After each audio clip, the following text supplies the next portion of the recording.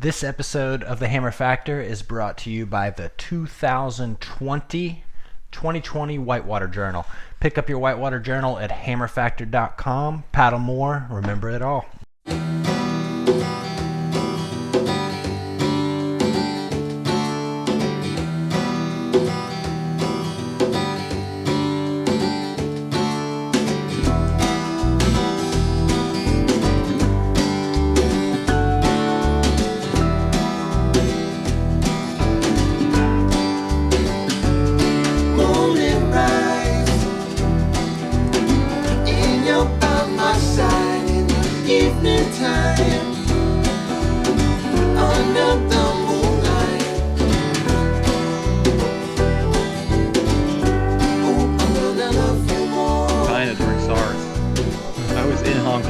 Peak of SARS. So you're not worried about this one at all. It was fucking awesome. I flew over in a 747 wide body with 12 people on the entire plane. It was amazing. I mean, we were all laughing about it. It was fucking amazing. Well, I got my masks, so I'm ready.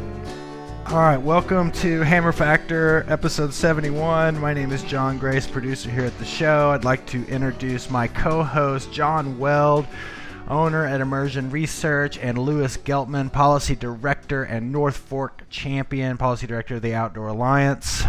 Guys, January is almost over. Greetings from Maui. Greetings from Maui. You're not in Maui. No, we are. My wife, Karen, and I, we got sick of the winter here, and we decided to hole up in Maui for the rest of the winter. That's why you got that toboggan on, down jacket. Mm-mm. I want to go to Maui. That's just what we packed up the Sprinter van and the kids, and we headed out. Yeah, the rest of the Hood River win Johnnies. If you have a 7-figure trust fund, you go to Baja for the winter, and if you have a 8 or 9-figure trust fund, then you go to Maui for the winter. Right. Well, we're down here with them.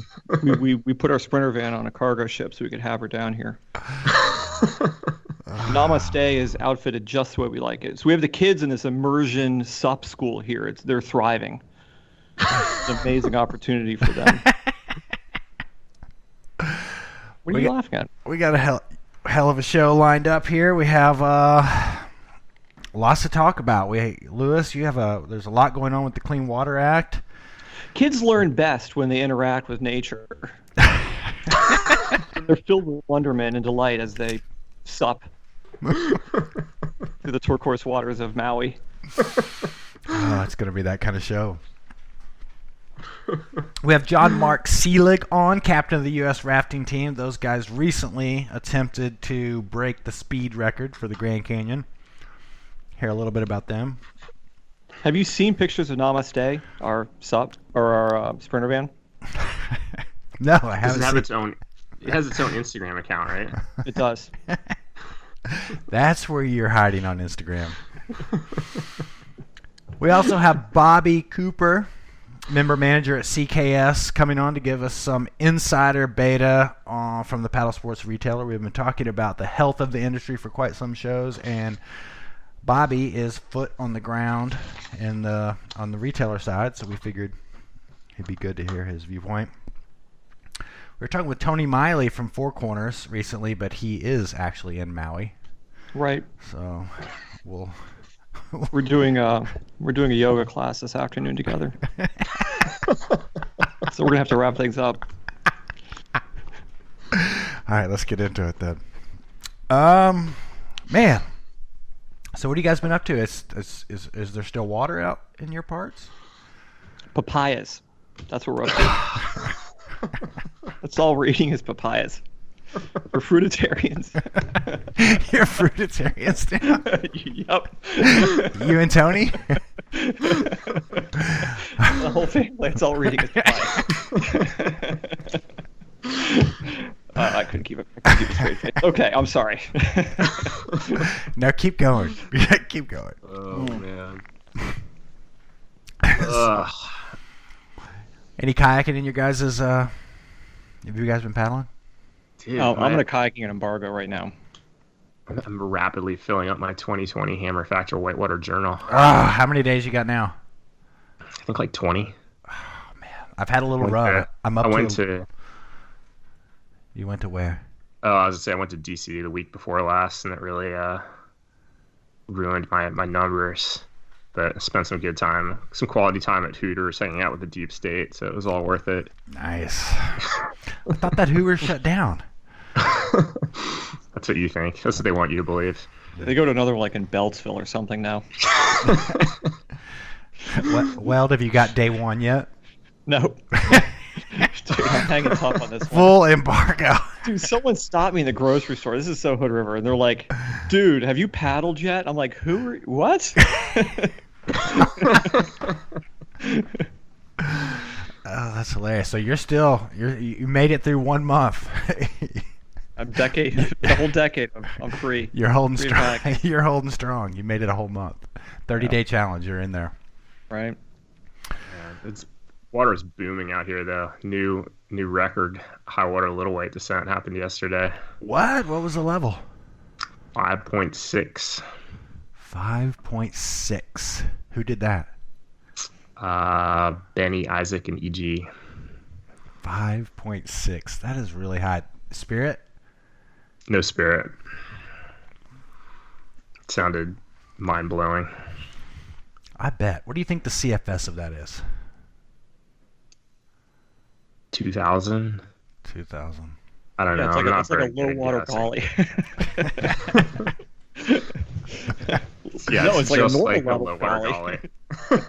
Hey, well, No, that's like the amount of water flowing through that. Yeah. I mean, that's a lot of water going through that little river.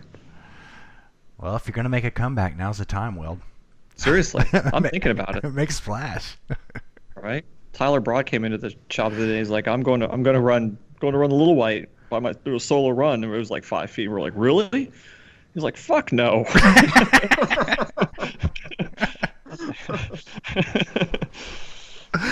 Oh, God. Well, anyway, we got a hell of a show lined up. We should get into it because we have just a few minutes here before we're going to patch Bobby in. Lewis, what do you have on? You just got back from D.C. You're fresh out of the swamp. What do you have? Well, I know you spent a lot of time digging into these Clean Water Act rules, so we should probably talk about that. First of all, what happened with the Clean Water Act? So to briefly cruise through the backstory, this is the Clean Water Act regulates basically like when you can discharge what into rivers and streams and lakes and the ocean and whatever. And there's a question of what is the scope of jurisdiction under the Clean Water Act, like what waters are protected. And there was sort of a long-standing understanding on that. And then in the early 2000s, there were a couple of Supreme Court cases that called into question the permissible scope of jurisdiction under the Clean Water Act, like whether the government could regulate sort of isolated wetlands, basically, like things without any connection to, like traditionally jurisdictional waterways. And so, eventually, I can't remember what happened in the Bush administration, but in the Obama administration, there was a long rulemaking process to clarify which bodies of water are protected. And, that was basically designed to be responsive to the concerns raised by the Supreme Court and also the science around, the sort of fact that is obvious to any kayaker, which is that small streams flow into large streams. Just because a river or, just because a creek doesn't have water in it all year round doesn't mean that when it does have water in it, it isn't going to bring, pollutants that were put into that waterway into bigger waterways, when the rain comes. So, the Obama administration went through like a very, very scientifically and legally buttoned up rulemaking to define the scope of jurisdiction like pretty expansively. And that roused the ire of the building industry, of big ag, of basically any sort of industry that is interested in polluting rivers. And so the Trump administration has been engaged in, basically rescinding that rulemaking and putting in place a new set of rules under the Clean Water Act that, would drastically curtail what bodies of water are protected. And Grace, I think you have the stats top of mind more than I do, but I think it would eliminate protections for something like 60% of the wetlands that are currently protected in the U.S. A huge number of ephemeral or intermittent streams, streams that basically flow, only after rain. So there was, a proposed rule, I want to say last spring. We, Outdoor Alliance, working with AW, American Canoe Association, Surf Rider Foundation, and a law firm based out of DC, we wrote, pretty extensive comments on that rulemaking process, basically arguing and pointing out that, if you don't protect small streams from pollution, you're not protecting the big streams either, right? And as kayakers, we ingest more river water than pretty much anybody. So, we're susceptible to whatever gets put into these rivers. And basically, that input got more or less ignored, and the final rule from EPA and the Army Corps of Engineers just came out about a week ago, and it's really awful. So, what the next steps are there, I mean, basically what's going to happen is that the big conservation organizations are gonna litigate this. It's going to get tied up in litigation. If there's a new administration here in a year, I think chances are good that we'll just go back to the drawing board all over again, and write new sub rules that protect these rivers. If we don't have a new administration, I think this is going to stick around, and pollution's going to get worse, and that's how it's going to be.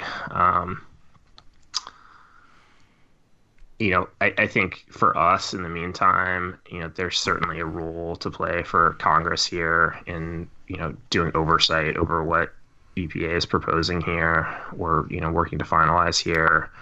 Congress could fix this with a law. Laws trump rulemakings, so Congress could say, no, this is not what we want. We want to protect all these smaller bodies of water. So we have a action alert up on the Outdoor Alliance website right now with a blog post that Kevin Colburn wrote explaining this pretty well, and make it easy for you to write to your members of Congress and explain why this is bad for kayakers, bad for the environment, bad for people. So why do you think this is? I mean, it seems like everybody would want clean water. Where's the sticking point with this? Why are they rolling back these protections? I think part of it is, I think when the part of the jurisdiction of the Clean Water Act relates to filling wetlands. Wetlands are, I think for a long time, people in this country just treated wetlands as if they were a nuisance, right? It's it's a swamp. It's, there's mosquitoes. It's, not someplace I can build. And so people wanted to fill wetlands and turn them into, buildable areas, or sort of economically productive areas. And as, the science became clearer about the importance of wetlands for water filtration, for for wildlife habitat, just the hugely important ecological function of wetlands. Flood control. Flood control, right? There was just more and more of a push to protect these places, and that creates some headaches for builders, I think, who would like to, build houses or whatever it might be in areas that, might qualify as jurisdictional wetlands. So I think, that the housing industry, I think, is a big proponent of these efforts to roll back the scope of jurisdiction. I think similarly, the agriculture industry freaks out about these a lot, but I've never quite been able to wrap my head around substantively what their concern is, because the exemptions for agriculture, originally and in Obama's rulemaking are so robust. Agriculture return flows are pretty much entirely exempted from regulation under the Clean Water Act. So if you put a bunch of chemicals on your crops or whatever, and then it rains and all that runs off through ditches back into rivers. Like that's basically unregulated. And so I don't know what more it is that those guys want there, but the like Big Ag has been a big opponent of clean water protections. Yeah, and I mean, I was talking with Bob Nasdor about this at American Whitewater the other day, and we're talking about like the Little Way, right? Like it's 50% of the water coming into the Little Way is groundwater. And, like if it's flowing underground, like I don't think that's regulated anymore, but it's like not entirely clear. Like, so what does that mean? Does that mean that you could have like fracking wells up there? Or, I mean, I don't know. And like, it's the same with like I think about like the Blackwater as kind of like, a classic creek run in West Virginia, and it's all just draining all those wetlands coming, out of Canyon Valley. And like, how much of that is jurisdictional now? Like, don't know. And, I think, the argument that industry always makes for these sort of changes is they want like regulatory clarity. And, I think that's a legitimate complaint, right? It's like people want to know what the law is. And like, that seems like a fair thing to ask. But I don't think this change in the scope of jurisdiction provides that. It just moves the line, the gray area where we're arguing about what's in and what's out to a place that's like significantly less protective. Yeah, I don't see this actually. I mean, but if you're a builder or something like that, you still got to be pretty hesitant about starting a new project that could interfere with this rule, because, I mean, who knows what's going to happen as far as like what the rule is now and an official permitting, or is it like as soon as this rule was stated, if you're a builder, you're like, hey, that's a dried up ditch, I can go in, I'm ready to rock? That's a good question. I mean, the rule is final and goes into effect in 60 days, but I don't know how you would like calculate that risk, from a business perspective. To be honest, I mean, given that this is going to get litigated, I don't know. It's hard to see that this creates any more clarity than what the Obama administration did. It's a big one, though. I mean, how many creeks do we all paddle that at some point are dry, Yeah. So yeah, no, it's not good. Yeah. The river I always go to, just that I've paddled the most right here, is the French Broad, just right near my house, and it's crazy. 66% of the days last summer, it was too dirty. There was like a swim alert. We have this swim guide thing, and it was too dirty. I can't imagine this helping with that. I don't know, man. This one hit me. I saw some headlines. I was like, what is going on? And I fully obsessed over this one for like 2 days. Called people. I blew you guys up with emails. It was a nuts. I know. You probably know more about it than I do at this point, man. Like, I'm sorry. I feel like that was sort of a disjointed explanation. That it's like, the details are extremely complicated.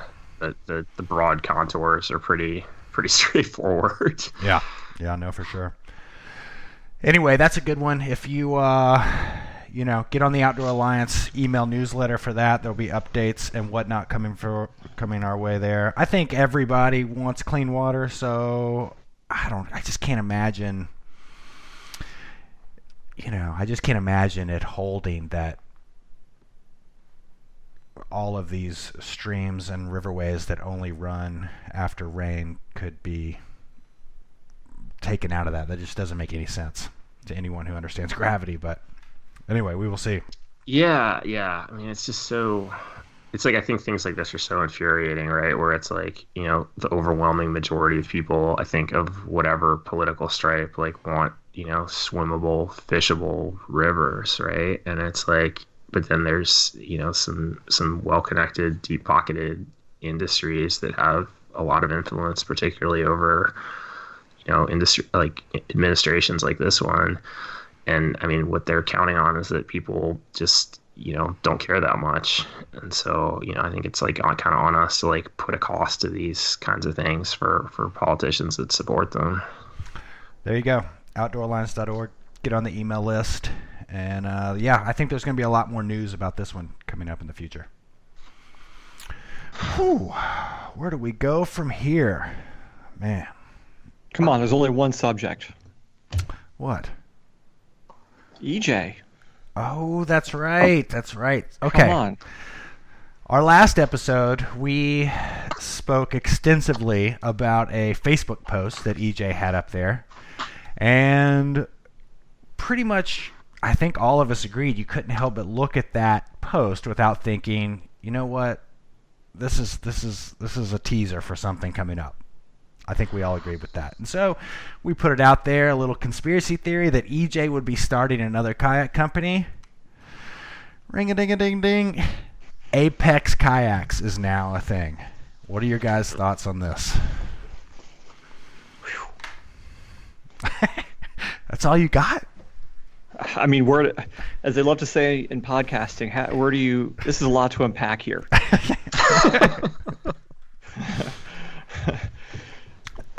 So, as far... Right off the bat, my first question is, under what circumstances does EJ leave Jackson Kayak with no NDA and no non-compete? And, he points out at one point where they're not competing with Jackson. Now, where did you see still this? Brand ambassador.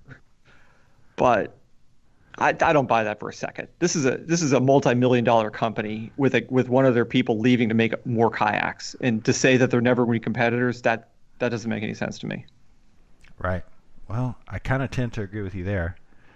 I mean, to be clear, there could be something I just don't know or understand about this, and that's perfectly reasonable. But I'd like to know what that is.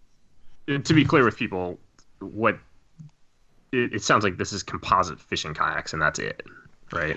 For the moment. It's not called Apex Composite Fishing Kayaks, is it?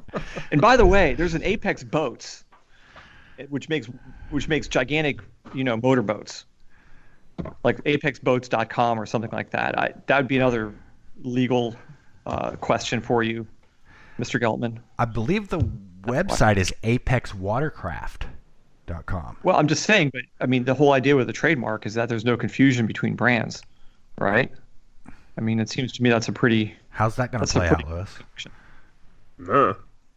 Did you go to law school? That was a long time ago. You are a lawyer, aren't you? Ish. Interesting. Well, this is going to be very interesting to watch. Yeah. Well, it's sort of been, how would you call it, a soft launch. It's almost like there's leaks of information coming out and whatnot. So it's been kind of frustrating to watch, to be honest. Now, why do you say that? All right, let's just suppose EJ's asking my advice, which he's not, nor would he. Right? But let's just suppose I'm in that role, right? Let's not forget that EJ's first kayak company was called Jackson Kayaks, right? Okay. He named the company after himself. Okay. Now, this speaks specifically to EJ's strongest suit, his best ability, which is not kayaking. He's a very good kayaker, right? Not designing boats, right? He had David Wells help him with, to do that, and a number of other people. Right. He's not sitting on a ton of money. EJ's number one skill is self-promotion, right? And I'm not saying that in a bad way, right? That's not necessarily a terrible thing. He's not a snake oil salesman type self-promotion. I put him more like the P.T. Barnum school of self-promotion, where he builds excitement. But a lot of it's about him and what he's doing, right? And when EJ ran Jackson, or when he was involved with Jackson at least, he was very keen on pushing his metric of being number one on the merit of market share, right? Which is not a reasonable metric for a business. I mean, market share has no bearing whatsoever on the profitability or the quality of the boats or anything. It just says that you've thrown up enough money at this problem to be number one. Like IR could spend $10 million of X person's money and make a million different dry suits for people, but that would not mean that we're profitable or we're going to make a go of it. That market share thing is really more about EJ talking about his ability to grow his brand, right? Which, once again, before we start talking about how much, I'm not hating on EJ. This is just the way I see it, right? And this is a valuable skill in certain circumstances. So EJ starts this new venture, and right away he's on this thing about don't know if you read the post. You guys read the post and sort of followed along with the press releases and stuff like that? I feel like I've missed something in there because there's things you're talking about that I don't feel like I know. Well, it's just a lot of like an epic founder story. EJ's struggles, his perseverance, his ability to push through problems, his skills. It's a lot about EJ, which is fine. I understand that. But if I was in charge of marketing with him, I'd be like, whoa, whoa, whoa, whoa, whoa. You're entering a very, very difficult field, extremely difficult business to run. You need to be really focused on, having the best boat designers and the best, the best money, the best economics, have a real CEO in place here, be really focused on a product thing and not be so much thinking about what you yourself are bringing to the table. I mean, does that make any sense? I hear you. I just think let's suppose EJ has a fantastic opportunity here to start a new boat company with his own set of rules and his own vision, right? And for the sake of the sport, we have to say we'd love to see him succeed, right? I'd love to see some carbon kayaks filter through the market out there. For no other reason to be like, it's possible. Yeah. It's possible to make this work, right? But I don't know that. It can't be just about EJ again. It can't be, a cult of personality, so to speak. He has to do this right. I'm not saying he's not. I'm not saying he's not capable of it. I don't want people saying that I'm hating on EJ because I like EJ a lot. He's not a bad guy. And to underestimate what his company did for the sport of kayaking for many years, despite the business model, you cannot trash talk that. I mean, we don't know. He may have a whole team behind him at this point. Oh. Well, we've heard talk about the team. We don't know enough about the team to really speak on one way or the other, right? But it's an interesting team. I don't know. It's true. I don't know. We don't know. Yeah, we don't know exactly everything, but it's going to be interesting. We always know exactly everything. We just have to decide how much to reveal, right? But does that make sense? What I'm saying is, I don't. Jackson. I don't want this new venture to be a rehash of EJ, the Eric Jackson show. Yeah. Well, my take, what you're saying, especially getting into something where it's like high end. If high end composites is the market you're going for, the story you want to tell is probably not so much the founder's story; it's the story of the product. I'm absolutely a person who believes in the quality of product first and foremost. Right, that we're making a fantastic product. And the second thing is that it's going to be a solid business, that we have the economics in place. The one thing that's fascinating to me about this is that he says at one point that he got the money from a bank. I think it was in the thing that Paddling magazine put together, but the money's coming from himself, evidently. At least for the time being. I don't know how long he can run on that unless he's one of the one of the unicorns that became fabulously wealthy in paddle sports and he has money to burn, which I don't know is the case, but hopefully that will keep the ship running straight. My take is, I'm with you. I'd love to see it figure out a way to work. There's not high end. Well, let's just talk about fishing market. In the fishing market, it's essentially plastic rafts. I mean, plastic docks. Is what the boats are. There's no performance characteristic or anything like that. It's moving towards like a kayak is no longer a kayak. It's essentially like a plastic John boat. I believe there's a plastic kayak company called Johnny Boats or something like that. So, he's got a unique tilt here in the fact that he's coming up with carbon fiber. I'd love to see it actually work, see what they're all about. I mean,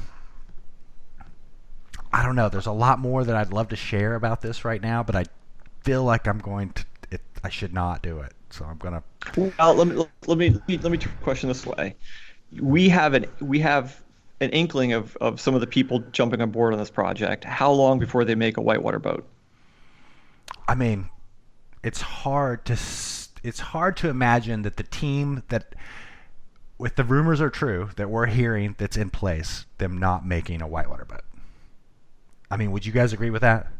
Yeah, I would see it as an irresistible project for this group of people. Yeah. So, I don't know.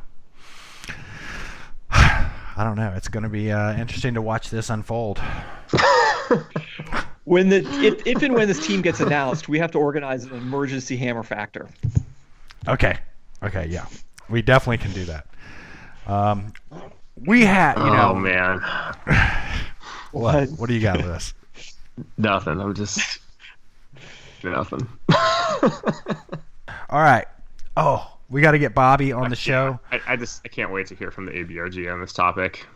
Yeah, he's going to be the only one who can really kind of set this whole thing straight. If in fact, he's going to give us a real clarity on this issue that I think we're lacking right now. Yeah. Unfortunately, you're right. We don't have the skill set to provide that kind of clarity. Okay, I am going to work on getting Bobby Cooper on the phone. Lewis or Weld, can you do a quick introduction? Well, Bobby's going to have to fill some of this in, but Bobby was part of CKS in Buena Vista, Colorado, which was certainly one of the most important whitewater retailers in the country forever, for 20 or more years. And he was involved. I'm not sure at what point he jumped on board, if it was before Chad and Earl split the business up into Main Street and CKS Online, or afterwards. But when it did happen, Bobby went on to run CKS Online with Chad.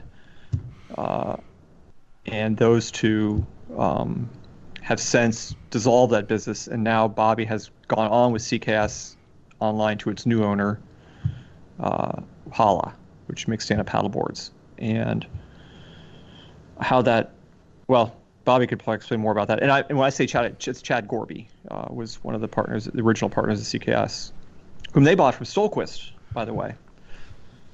Jim that Stolquist was a long time ago. Yeah, Jim Stolquist started CKS as sort of a vertical. Correct me if I'm wrong. CKS was started by Jim Stolquist as sort of a vertical manufacturer / retailer sort of thing, right? Yep. Yeah. Did you join CKS before Chad and Earl split up? Were you part of the team then? I can't remember exactly how that all went. I came there as a sales associate, and Chris Menges was taken off. I actually replaced his role just as an employee, and then after like 5 years, partnered with Chad and Earl. 5 or 6 years, something like that. Right. And then, Earl split off and took the retail store and sold that to Brad and Megan, and Chad and I had the online for 5 years or however long, 5 or 6 years. Right. So your experience in retail goes back quite a ways in Paddlesports retail. Yeah, when we were brick and mortar and e-com together, I think from what I wasn't really there for it, but whatever year before I got there, the drought, they had some rough times and they needed to do, e-commerce sales to offset not having any local sales. And so that kind of drove Chad to find, we used this program NetSuite, pretty robust back end that worked for a while. And that's when Menges, I think, got started doing some marketing and some online kind of stuff. And then I had like a marketing background, so came in and was doing like the blogging and Facebook, and then, sales in the shop. So yeah, all up in BD, and then lots of changes and throughout the years trying to adapt to the times. Yeah. So, I think the kind of premise that you're here, that we brought you on, is that there was a time when paddle sports retail and the health of paddle sports was better than it is now. Yeah. Right? And it's gotten worse. Right? We're under agreement. There are people out there who disagree with that. Well, hang on. Let's let Bobby explain that. Let's not put words in his mouth. We're gonna. Well, I think what you're saying is pretty accurate there, though. You've been around for all that too. You got to see the not that I haven't been to Paddle Fest in a couple of years, but the old days. We have different perspectives on what went wrong, and that's what I think we need to hear from you. Like, how did this go awry? Like what? Well, my micro universe was the e-com business only, and one thing that I think hindsight's 2020, but when we split off with Earl, we lost the brick and mortar presence, and you talk about like who would ever sell kayaks. You don't have to worry about, $235 freight out when you're selling boats out the door, and, so your margins are better there, as well as free ways to acquire customers, So we kind of lost that grassroots presence where people kind of just saw us as an online retailer, and all of a sudden we're competing with Backcountry and Amazon, and free 2-day shipping and free shipping on everything and 20% off, and just, competitive times. And So that was a big thing, was the brick and mortar part of it. And number two, like you say, retail margins on paddle sports equipment suck. We're not manufacturing, so we don't have the double margin or triple or whatever. So, boats are quadruple. 40. That's what we're pulling in. I figured. Yeah. 5X. Yeah, lucky to get 35 these days on a boat, and 40 on gear, and then you figure in 10% marketing and sales staff and 10 on shipping, and then they want 20 off, and boom, you just broke even. So yeah, right. There you go. How are you dealing with those two challenges you just mentioned? You saw how CKS Online dealt with it. Required to make some changes, and times got tough. It was like almost a Hail Mary at the end. We knew we needed to do something. And Holla, Peter was a friend of mine and of BV before the sale, who owns Holla, but they do everything. They have a retail presence in Steamboat, where it's a cool river town. You wouldn't know it because it's covered in snow 10 months a year, but it is rafting and all that. Fish Creek. Yeah, exactly. Gore, Fish Creek, the Elk, Yampa Date, Town Run, the play park. So that, and then he's got the manufacturing capabilities, so factoring that in, and just pretty obvious stuff, for lack of a better word, just, boutique NRS kind of stuff, because they're doing it. But that was kind of the idea. I mean, there are other components as well. They're pretty tech savvy, and since they already have the infrastructure with Holla, they can use they call it the synergy, where some of that staff to employ CCAS as well, so the overhead's down. So that's the theory.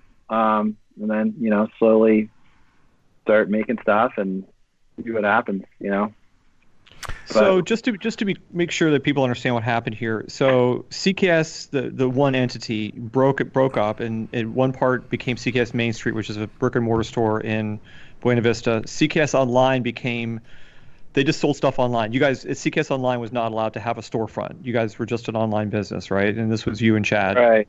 Yeah, and they then, were our partner. Yeah. And for the reasons you described, you guys were really struggling there for a little bit, and it's kind of, what are we going to do next? And Holla came in and took over CKS Online, basically. And now you're only. Yeah. Just online. And CKS Main Street is continuing to do what it's doing. Yeah, Brad and Megan on that and crush it over in BV. Exactly. Right. Yeah. And so you're in Steamboat. Is that where you warehouse all your stuff? Is that where your inventory's at? Yeah. Yeah, we have a warehouse right next to the Holla building. It's like 2,000 square feet, and kind of doing more with less, kind of trying to leverage drop ships, and even with kayak manufacturers, and and just whatever we can do to minimize our footprint here and ultimately increase the net at the end of the day, and see how that works. Part of it's an experiment, nobody really knows how it's, it's not like you're saying the whole time. It's grim in a lot of ways, but in other ways there's, some think outside the box. So it's sort of your theory that kind of the way forward is like you really need like kind of all of those elements, like the brick and mortar presence, the online presence, and then also be manufacturing stuff, because the things that you're manufacturing and selling, you're able to get a higher margin on. Yeah. I think, just talking to Pete briefly this morning, his take is, we have to create the demand ourselves, for paddlers. And I know there's paddle sports are growing anyway, but demand is paddlers becoming customers. So with the brick and mortar and rentals and events and partnering with instruction in town and things like that, Earl is awesome at that. He always said that, creating people to paddlers, like one person at a time, and just kind of doing that, and you get lifelong customers that way. And then, the manufacturing, I don't know all the details on the margins and whatnot. Obviously, you know that better than I, but I'm sure it's better than, what we've got. And then you control the whole supply chain. Yeah. Downriver does a good job of that. But the problem that you're saying, though, there's only 4 of us out there who could be manufacturer retailers. Right? You're not talking about a nationwide network of retailers. You're talking about 4 or 5 companies that have the wherewithal to do everything you're saying. Yeah. Yeah. So Is that a solution, or is that just sort of like we're just going to take care of ourselves and well, not worry about it? solution, or even kind of thinking like the whole how to keep local retailers in business, and that's something that's just kind of a ongoing conversation. Even kind of back to the Quivers days, the omnichannel philosophy.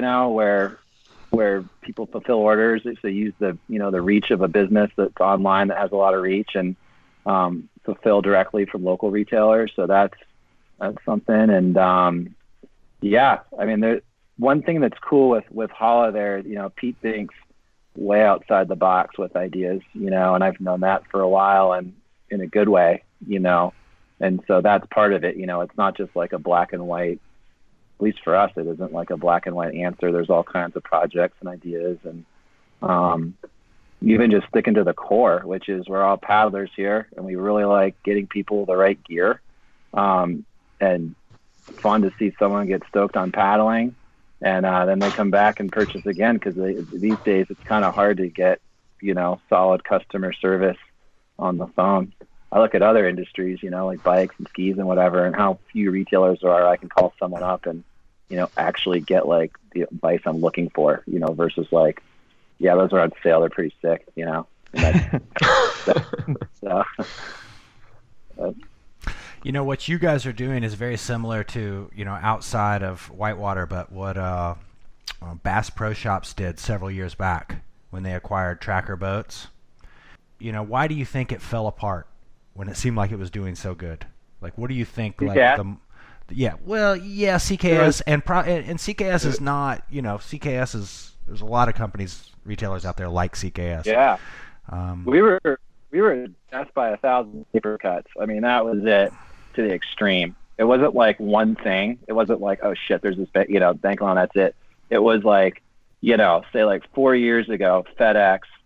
We used to make money shipping boats. This is a great example. We charged $39 on boats. I think it was like $15 straight out.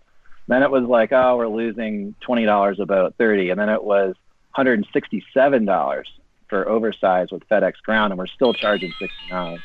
Then FedEx just canned us. They said no more boats go ground; it's freight only.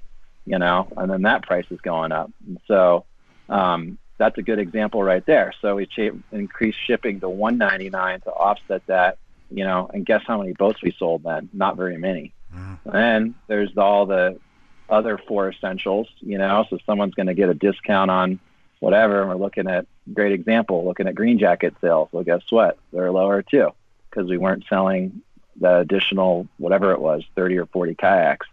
So that was like a big thing. And there's definitely answers with that, consolidating with freight carriers and using, putting more work in there. But like that type of stuff. And then manufacturers selling direct, some market more than others, but we've definitely seen less sales from certain brands, that are pushing a little harder or giving better deals or whatever it is. And like you said, Proforms, that was a big one. I think of like how many stand-up paddle customers we used to have, and like literally everyone is like an ambassador or a pro paddler now or whatever. It's everyone.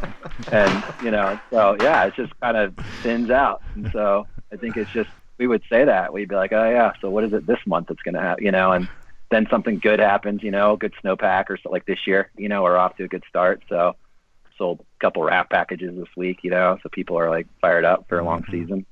It's good and bad, but writing was on the wall there, and we saw some major shifts happen. Then Amazon and Backcountry are the big ones. We got to ship for free, pay to advertise, and that's it, and so 20% loss of a sale right there. What's your take on the trade shows? Paddlesports leaving the Outdoor Retailer Show, then the show in Oklahoma, and now the big gear show. We're not going to the big gear show, I don't think. I know everyone I talked to pretty much dug the Oklahoma, scene there as far as what was going. I talked to Taylor at Warner the other day, and just, agreed core community, there, and having the water obviously was really good, and just nice to have that smaller room with people you recognize and whatnot. So that's kind of, I think, our take here on that. and from most people I've talked to. But I don't think Hala. I'm not sure what their plans are with that either. But yeah. We've been talking a lot about. Well, I've been talking a lot about the necessity to raise prices on paddling gear to make a go of it. What's your take on that?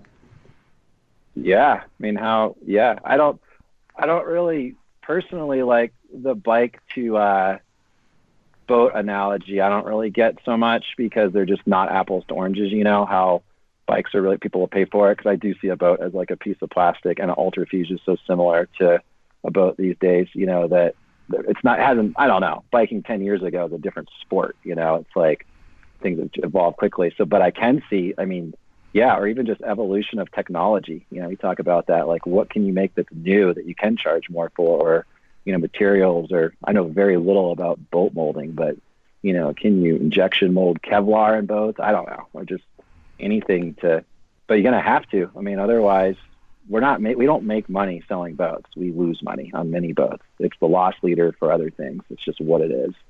And, right. You know, if we own them outright, yeah, we make the money because we've already paid, but like you said, who would actually sell kayaks, you know? And it's like something's got to give there.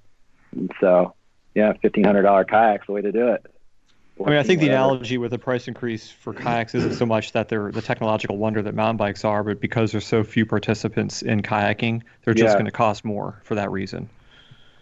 Right? Yeah. They just need to be in that price range because there's so few of us out there paying for really, you know, at the end of the day, it does cost a lot of money to make a design and prototype and everything else a whitewater boat, right? Yeah.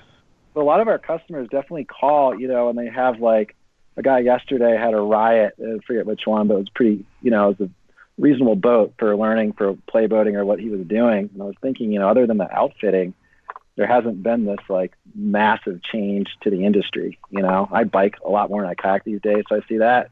But, you know, versus like 10 years ago, again, just seeing like where it's gone, it's unreal, you know.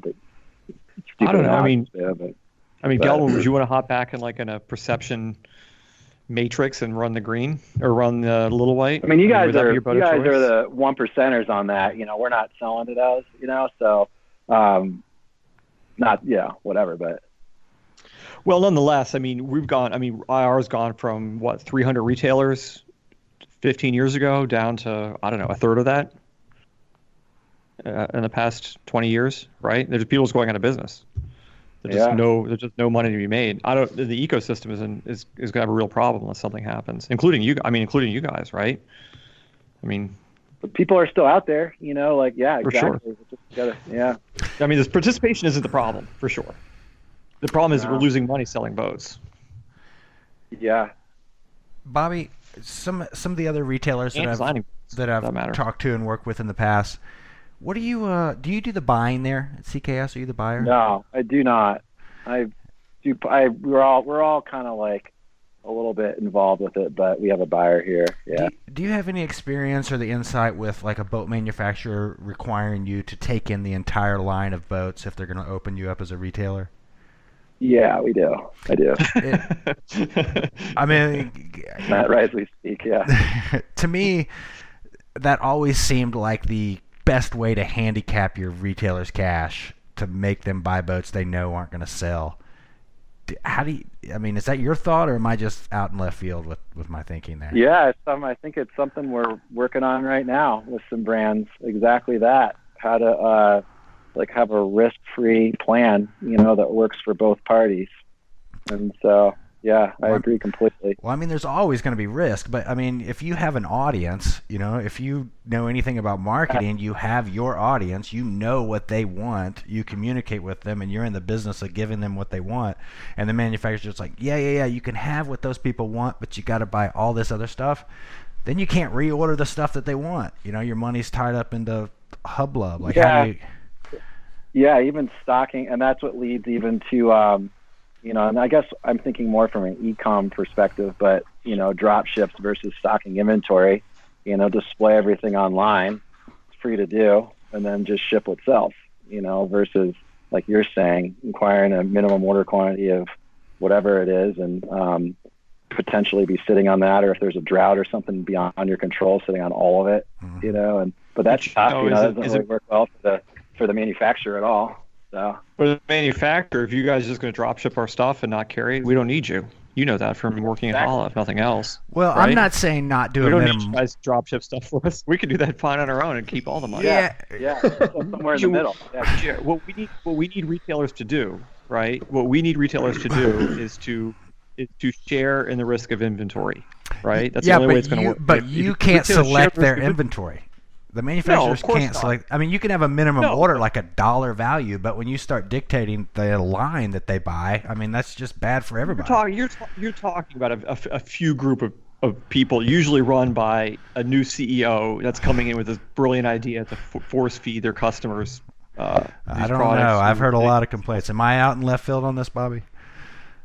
I mean, now, but there's also like not that many different boats these days with brands because it's diminishing, so it's not huge, I think. Plus if you do get it for demo pricing, if you do that, at least there's a little bit better margin to play with, and it's in stock in the retail store, so we're not paying $200 to ship it. So but as I was saying, what we need a retailer to do, and we kind of had this for a little bit for a few golden years, is like we're making 2021 products right now. Right? We're ordering them right now. Like we're ordering these things now. Like literally in the next couple of weeks, we're ordering 2021. And you guys have no part in that, right? But we need you to get back in part of that for you to say, okay, how are we going to work together to sell these things, right? And if we had that kind of dialogue, we would have no need to sell direct, right? But the way things are moving on our end, and feel free to, when we get done with this, to explain why retailers are getting screwed by manufacturers. I know you guys are. But where we're moving now is we're moving to these trade shows in September. Right? Everything I have for 2021 is either going to be at IR or on a boat coming to IR by September, right? And then all these retailers want a risk-free proposition where they can send stuff back. And I'm like, honestly, do whatever you want, but I'm going to have to open up these direct sales channels to make up for this. I have to. Right? And that's not a functioning relationship. That's kind of everyone's grabbing money where they can get it type mentality, which is not servicing us well at all. Well, with your products, I see it too as your stuff sells. We sell through it. And so it's, we're able to buy it. We're sitting on a bunch of it right now, and I ship Klingon and a Lucky Charm today. So we're in the middle of winter. So it's, it's like economic Darwinism with us with this stuff. We buy what, and those brands are the ones that, get through. Most of everything we stock these days sells through. Otherwise we're not selling it, and so I don't see that as much of a risk, Say boats are different because they're so expensive to ship. That's the problem. I think the point being is that, there was a time maybe in 2002 or 3 or 4 where we go out to a retailer and we have 60 or 70% of our business wrapped up in pre-seasons within a month or so. And we knew exactly what we were going to sell for that year, like almost down to an item, coming into September, October. Like it was a known fact. And we wouldn't dare sell direct with that kind of relationship, right? We just wouldn't do it. Why would you mess with that? It was a great arrangement. And there was a time where, as manufacturer, to be honest, I'm kind of confessing here that we thought we're going to sell direct. And it's going to be a honeypot. Like we're going to make money hand over fist. But the truth is, as you know, selling direct has a tremendous amount of expenses, and it's not. And it's not really what we do, what we want to be doing anyway. We want to be making the stuff, not necessarily selling it. We'd rather have you guys take care of that. And I think there's been sort of at least on our part, understanding, that, geez, we've really kind of, thought that this direct selling business was going to be great, but it hasn't been. I mean, our profit margins have not changed at all in 20 years, right? Yeah. Anyway. Why doesn't Hala make a pack raft? Good question. Is Peter back there? Get him on. Let's figure out when we're going to get a pack raft. But so flip it around. So what are manufacturers doing to screw retailers? I mean, come on. You got to know you're selling direct. I see Google ads come up from certain manufacturers above, the search results for the retailer in their markets. There's a million different things that I should keep my mouth shut. You tell us, Bobby. Well, I mean, that's just it. It just depends on the level of marketing. If you, subtly just have a buy now button and that's it, that's one thing. If you're dumping a whole bunch of money into social media marketing and sales and Google ad placement and Amazon. You can, it just depends on the level of whatever intensity they're marketing at. So, but I get it. If you have a third of the retail pool that you had before, you got to do something. So, do you carry Jackson Kayaks? We do. Yeah. What's your thought on their online sales model? Too early to tell, really. We don't have, in the off season, the demand for any boats, isn't really huge. We do sell boats. The Rewind's definitely getting some attention for sure, but it'll take a while to see how it shakes out. I think March through end of summer, and we're going to remain a retailer and are working with them on on the program. And yeah, they've been a partner since day one. And try to keep it that way. So. Did you have to bring in all their fishing kayaks and all that? And do you sell those? No. We, in fact, right now we're just doing whitewater and may have, because steamboats a little bit. We had a couple fishing last year, but it's not really what we do so much. So, but we definitely don't. I think the worst of that, would be bringing in a Zen and Nirvana, a Rockstar, and a whatever else to make it now. And so that's, those are easy to sell at the end of the year. So won't be too worried about that. What do you think about EJ and his move out of Jackson into Apex? Curious to see, like you were saying, what it's whitewater or fishing or whatever it is, composite fishing boats, or definitely be interesting to see. Do you think big changes?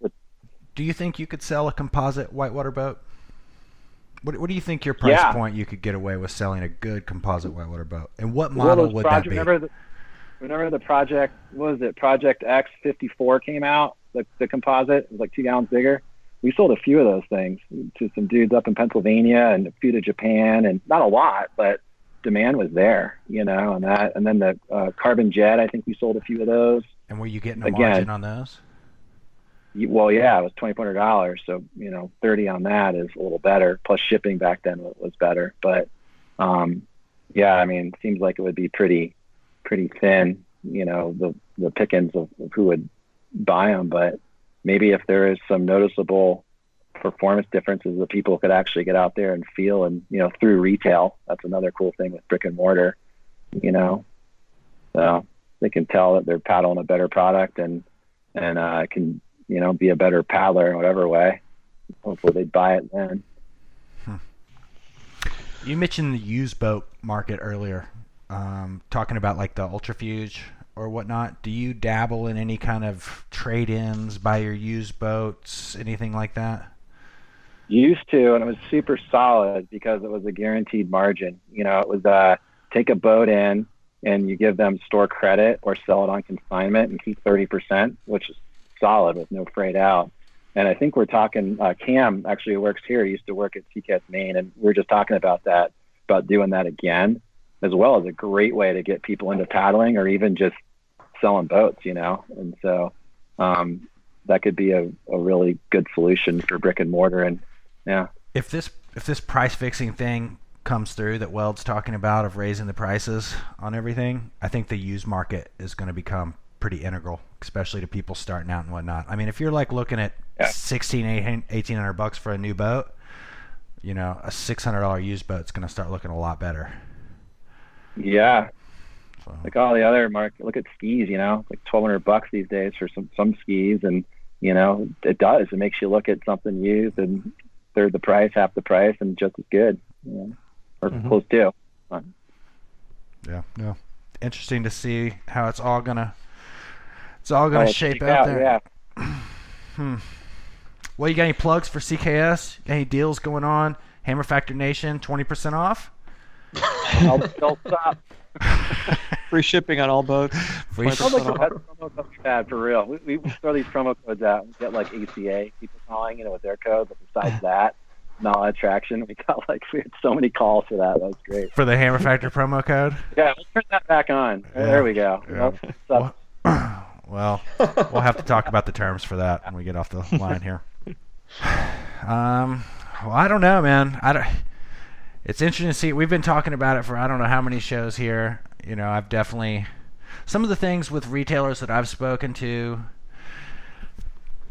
sucks having to get the whole line. You know, I know that there's some people who've got stuck with fishing boats and all kinds of various things to bring in boats that they know would sell, and then they've got, you know, $10,000 stored up in inventory that they have to get rid of.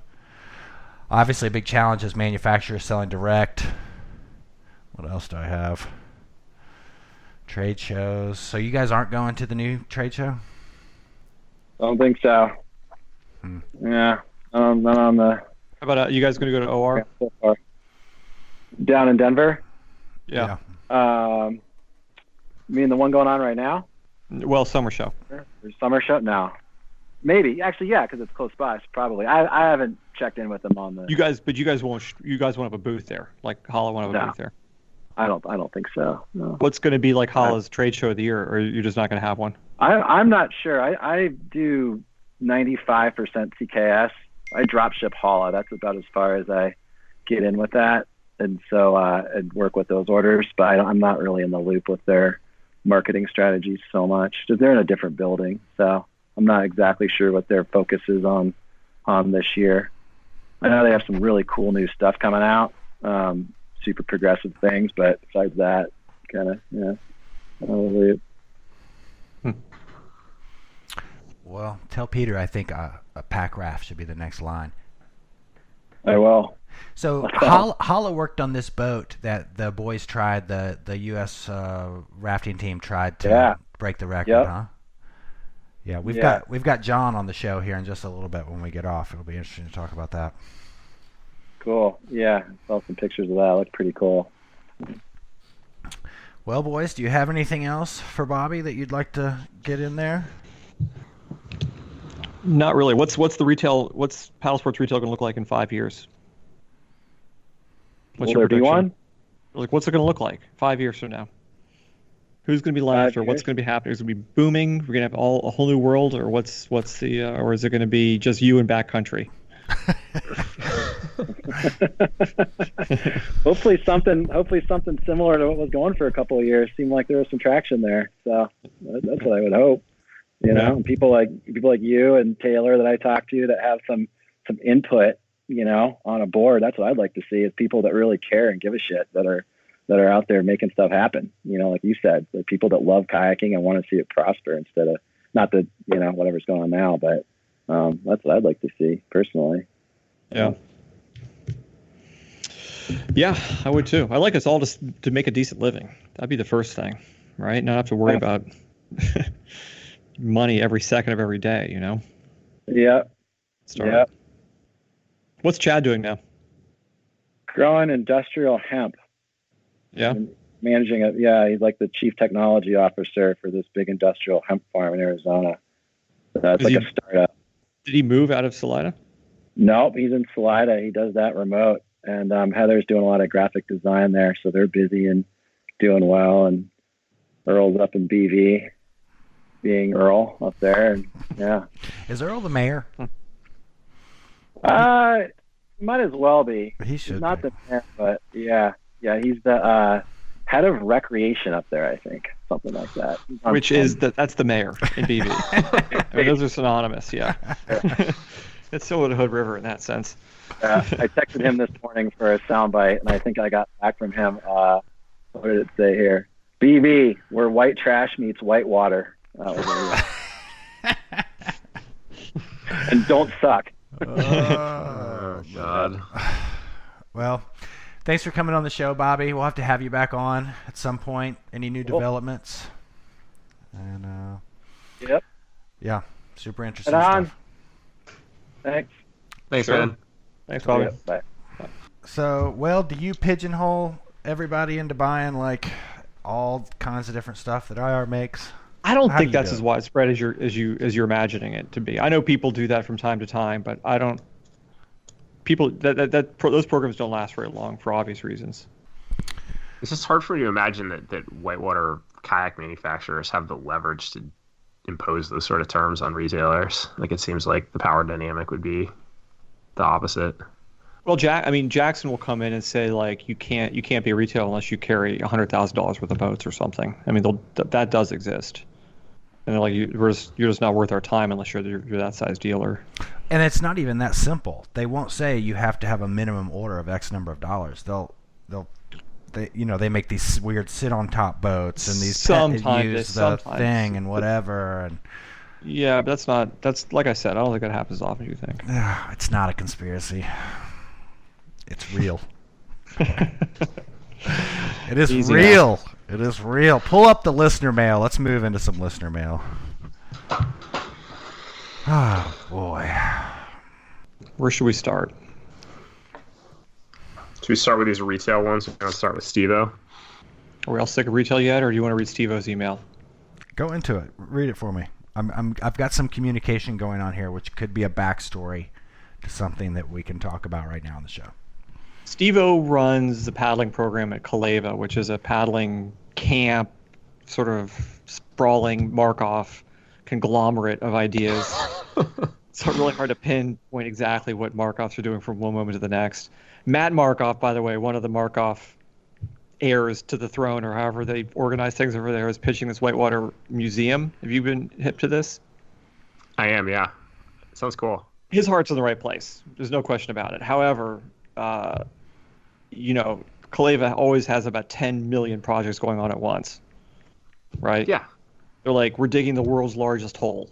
I'm like, what? Like, no, that was last week. Now we're building sustainable cement. We're like, who? Like, no, wait, no. Now we're feeding the entire population of Poolsville on our farm. I'm like, what farm? They're like, no, wait. Now it's hard to keep up sometimes. But this is why the Markovs are so great. It's because they're not beloved, daunted by naysayers like John Weld. Absolutely. Right. You could not have said that better. That's right. Without people like with the Markovs, it'd be a very gray and boring world. Anyway, Steve-O runs their paddling program, and he wants to point out this revolutionary idea. I'm putting words in his mouth. They have this method of selling boats where this is what he says: we are a store attached to a kayaking school. We do things pretty informal. People are often picking up new kayaks in my house in the middle of the night and leaving money in my shoebox, things like that. But I think this is the only way that selling kayaks can work. We have no physical store, just some shipping containers with kayaks in them, so overhead is low. We sell Jackson, Pelican, parentheses Dagger, Piranha, Walk on Liquid Logic. Margins are low, but we make enough for it to make sense. You have to see it as a service to our students. When the other two Paddlesports shops in the area went out of business, there was nowhere for people to get kayaks. And he says, I think that as a retailer, having stock in a store, having employees, managing a shop, and everything else that goes with a typical shop is what will eventually kill that shop. We do a lot of pre-orders, bulk orders, and low-risk type purchasing. Right. So here's the thing. For many years, and I think it's still the case there in paddle sports, and certainly now to our industry at large, a manufacturer will not open you up as a retailer if you do not have a physical storefront, right? And the reason is the temptation to become like Jeff Preissel, who ran Rocky Mountain Kayaks up until I guess they're phasing out now. And Jeff, I love you, but you were this character. Jeff had another business. He was a car mechanic or something. And he brought in containers full of kayaks, and he sold them to his buddies at 10% above wholesale, and literally ruined the entire retail market within 400 square miles of him, at least, if not thousands of miles. Ruined it, because everyone knew you could go get a Piranha boat for him or whatever he was selling for next to nothing, right? And he put enormous amount of pressure on a bunch of quality retailers, right? Because he didn't give a shit. He was like, I'll make 10% on a boat, or I'll make nothing on a boat. I don't care. I'm a mechanic. I have income other ways, and that's kind of what Steve-O's saying here. And the reason I point this out is because Steve-O posted a Facebook post the other day talking about Werner paddles, and I was getting a shipment of Werner paddles in, and this Facebook post kind of made the rounds at IR, where he was kind of saying that, we're getting the shipment of paddles in, and if you want to get a paddle, he didn't say this, but he was implying if you want to get it cheap, you might want to come give us a call. That's fine, but once again, you're selling stuff for as cheap as possible is not the best thing for this industry. I don't know how else to put that, right? It's not a sustainable ecosystem.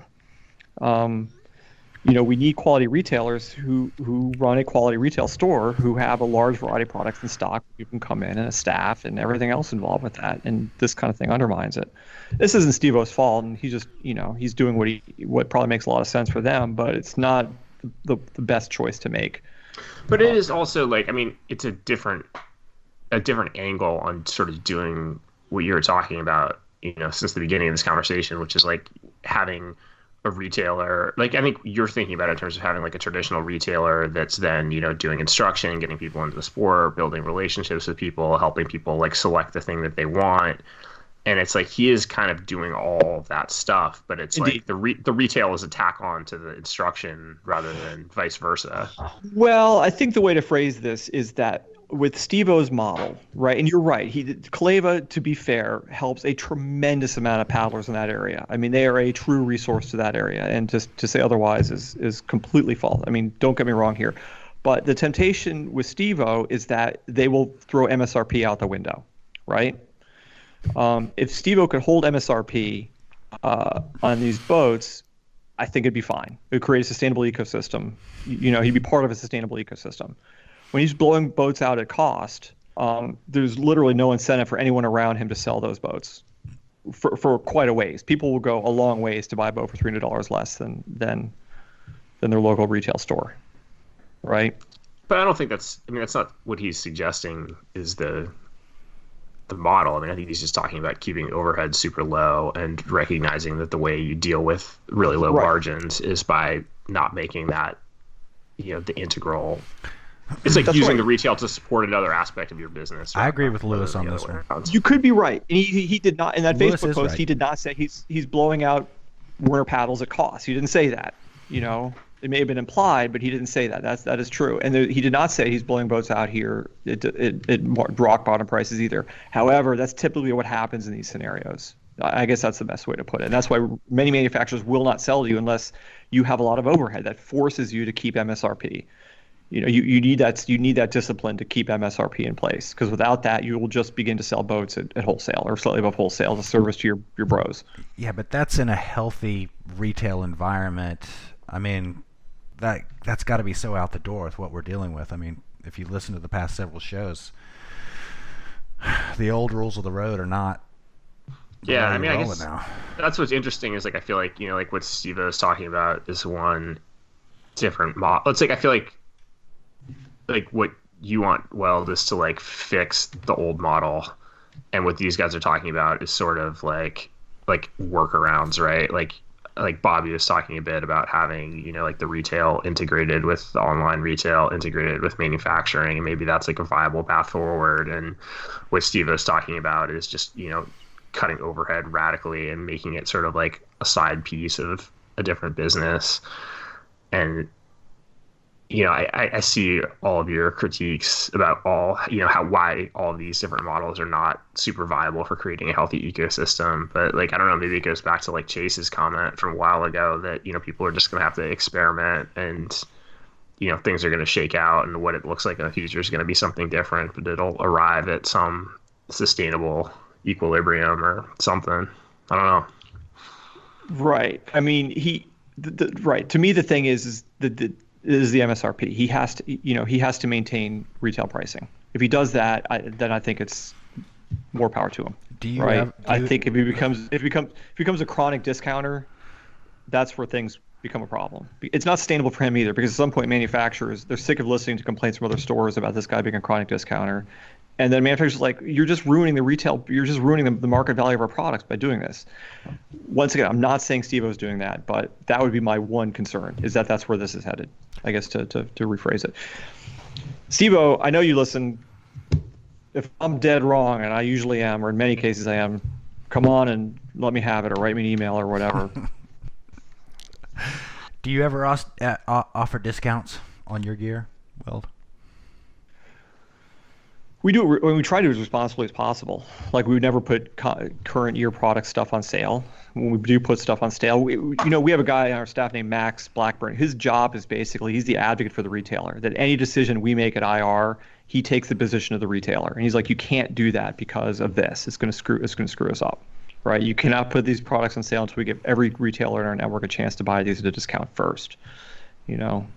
I think that's, and we don't do huge Google ad buys, and we don't, if you search spray skirts, we're not doing paid ads at the top of every search list, that kind of stuff. Yeah, no doubt.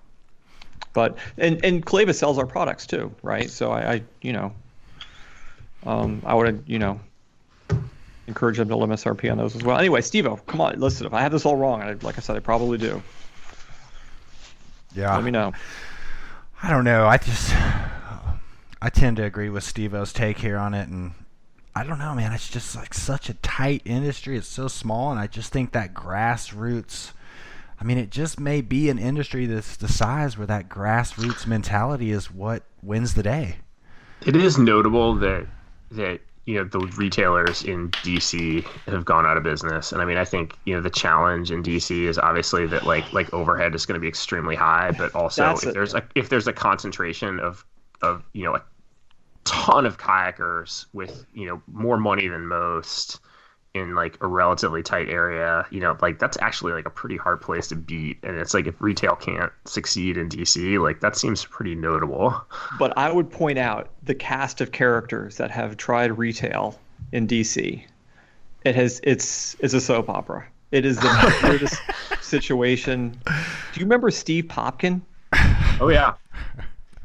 I mean, starting with that, right? I mean, it's just a weird place.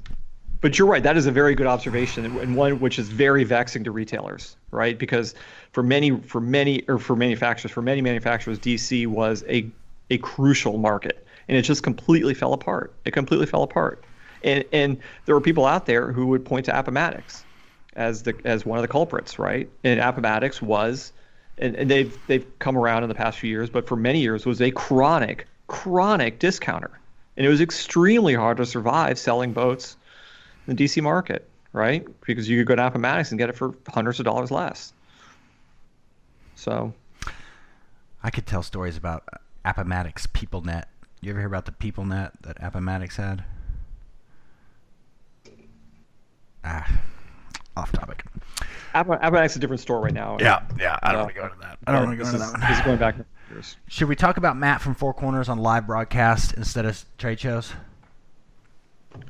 Yeah, I think listeners are getting sick of trade shows, but yeah, I'm kind of sick of trade shows too. But basically, Matt, essentially says, Matt Gerhardt, managing partner at Four Corners, he says in regards to this discussion about trade shows, he talked about using digital assets as an alternative to traditional trade shows. As a retailer, the allure of trade show has diminished severely over the past decade, especially for more focused shows like PSR. What once felt like a large industry gathering and celebration has atrophied into a fairly mundane and outdated way of connecting retailers to manufacturers and vice versa. Is that what you see? I mean, as someone who's in the media business, I'd love to see everybody go to webinars and whatnot, because I could juice that thing up for you like nobody's business. Well, I think that's what we're going to do, because it's a good plan B. I don't think it's a good plan A. I think it's a fine plan B, and that's what's going to happen, right? I mean, what you miss at a trade show, where'd Geltman go? I don't know. But, Weld, can you remember 10 years ago me saying that this is going to go digital, trade shows are going to go digital? Well, and right. you said, no, that'll never happen. Too much happens at a trade show than just a product presentation, I right? agree I with would point out, a product presentation is always better in person, because people like to sit in a boat, they like to feel a dry top, they like to see the features, they like to try stuff on, things you can't do online, right? For all the right reasons that a brick and mortar store is good is the reason why you don't want to do a video chat. You see the stuff in person. Additionally, as a manufacturer, we see a ton of our suppliers at Outdoor Retailer, zipper people, Velcro people, fabric people, all these things, in addition to the huge host of industry meetings that go on there as well. I mean, it's a clearinghouse of a bunch of different things besides a simple product presentation, right? But I think, right, in light of the fact that our trade shows are dissolving here, then of course this is what we're going to be doing, and we're going to have to deal with everything else around it. The woman from OIA wrote, I thought, a very compelling piece the other day about why Outdoor Retailer makes sense. Did I get this one? I don't think Lewis and I were talking about it earlier, and yeah. I thought she was 100% right on all these reasons. But once again, we're getting into an area I think that most of our listeners are probably sick of hearing by now. Yeah, I mean, basically it was like a piece on snooze, and pointing out that a huge part of Outdoor Industry Association's budget comes from the trade show, and like everybody, whether or not and everybody in the outdoor industry, I think, has a vested interest in seeing OIA succeed. I mean, those guys are, in DC lobbying on tariffs, for example, which is like something that affects everybody in the outdoor industry. And it's like, it's not interesting. It's not sexy. Weld is not going to hire a lobbyist to go to DC and talk to like the U.S. trade representative about China policy. But like, OIA needs money to do that stuff, and it benefits everybody, in addition to all of the other, things that John points out that go on at OR that are some maybe sort of a sidelight, but are still important. Like there's value to, even from like a public lands advocacy perspective and, getting people together a couple of times a year in the industry. Like for us, those are, companies that are, funders of ours, companies that have brands that are can be employed for advocacy around conservation stuff. Like there's value to bring people together, I think. You know what I think you should do, Weld? Here we go. Just to assert yourself as an industry captain of industry. I think that you should start a new trade show. No, absolutely not. I think that you. I mean, hell, if the group that we round up wants to pay me to do it, I'll broker it. But someone needs to go and collectively bargain their way back in to the trade show. As a retailer would welcome us with open arms. That's what I'm saying. Go in, get a good rate, contribute, get back in the game. Get back in the game. On the sidelines, if you guys are out here in this la-la land of... it doesn't matter. The stores will come. The stores want to have a good time too. They'll come. Well, build it, and they will come. Let's move on. If you're a retailer and you listen to this show, if Paddlesports retailer found a way to make it, or if all the Paddlesports manufacturers found a way to afford to get back into that trade show, would you come out and visit them? Take a survey. I'll put it up on SurveyMonkey. We're going to figure this out. I think that's the best idea. That's a solution. The splintered, fragmented patchwork of... We need to get a hardcore brick and mortar retailer on here to give some common sense. Tell us what's up. Oh, man. Bobby's kind of living in this netherworld where he's in between online and manufacturing and stuff. We'll get Tony Miley on. When Tony gets back from Hawaii, he said he wants to come on. He has seen it for years and years and years and years. I want to get some kayakers on to talk about kayaking. Can we do that next time? Whatever, dude. We'll get back to that. We will get fully back to that. I don't want to talk about QAnon anymore. I don't want to talk about fully get back apocalypse to that anymore. Let's get somebody on who's like gone and done something badass to come on and tell us about it. I have to say, I think Geltman's right on this one. We've gone off the rails. We've just gone down this like industry rabbit hole and wandered off into the political nether world, and we gotta get back to the roots. All right. We talk about Caddy and her shorty dry top. Yeah, bring that on. That's a good one. We got just a couple minutes here, and we are going to bring on the captain of the U.S. rafting team, John Mark Seelig, here in just a few minutes. So anyway, go ahead, Weld. Caddy, straight to the point, which I appreciate. Thank you. Number one, are shorty dry tops worth it? Am I wrong thinking if it's warm enough for shorty, why bother wearing a dry top of any sleeve length? Right? Why not make shorty dry tops? Geltman, do you ever owned a shorty dry top before? I've not. Me neither. Bryce? No. Right. I like this email because it brings up a pet peeve, not a pet peeve, but something that we deal with as a soft goods manufacturer. People ask us for a shorty dry top. Here is the problem with shorty dry tops, right? A shorty dry top costs almost exactly to the penny the same amount of money to make as a full-on dry top, right? However, no one's going to pay $425 for a shorty dry top, or a shorty anything for that matter. And so people see the price tag, and so manufacturers make these things, and they're like, we cannot sell this for $425. We're going to sell it for $275 because that seems like the right price for a really expensive shorty. And at that point, everyone loses money. That's problem A, and that's the big one. So it's a non-starter from that one. The other thing is they make these latex bicep gaskets for many people cut off the circulation of their hands. Their hands turn completely dead, stone cold numb after about 10 minutes because the bicep gaskets strangle you. But I think the idea with the shorty dry top is it keeps water out of your boat, right? Like if you're doing a really aggressive blade boating, it keeps water out of the boat. It's not for warmth or anything like that. But they're not practical to make. If I were a squirt boater, I'd have a shorty dry top. Yeah, and we could make them if we could sell them for $425 because that's really what we would need to sell them for. But no one's buying a $425 shorty. Nobody.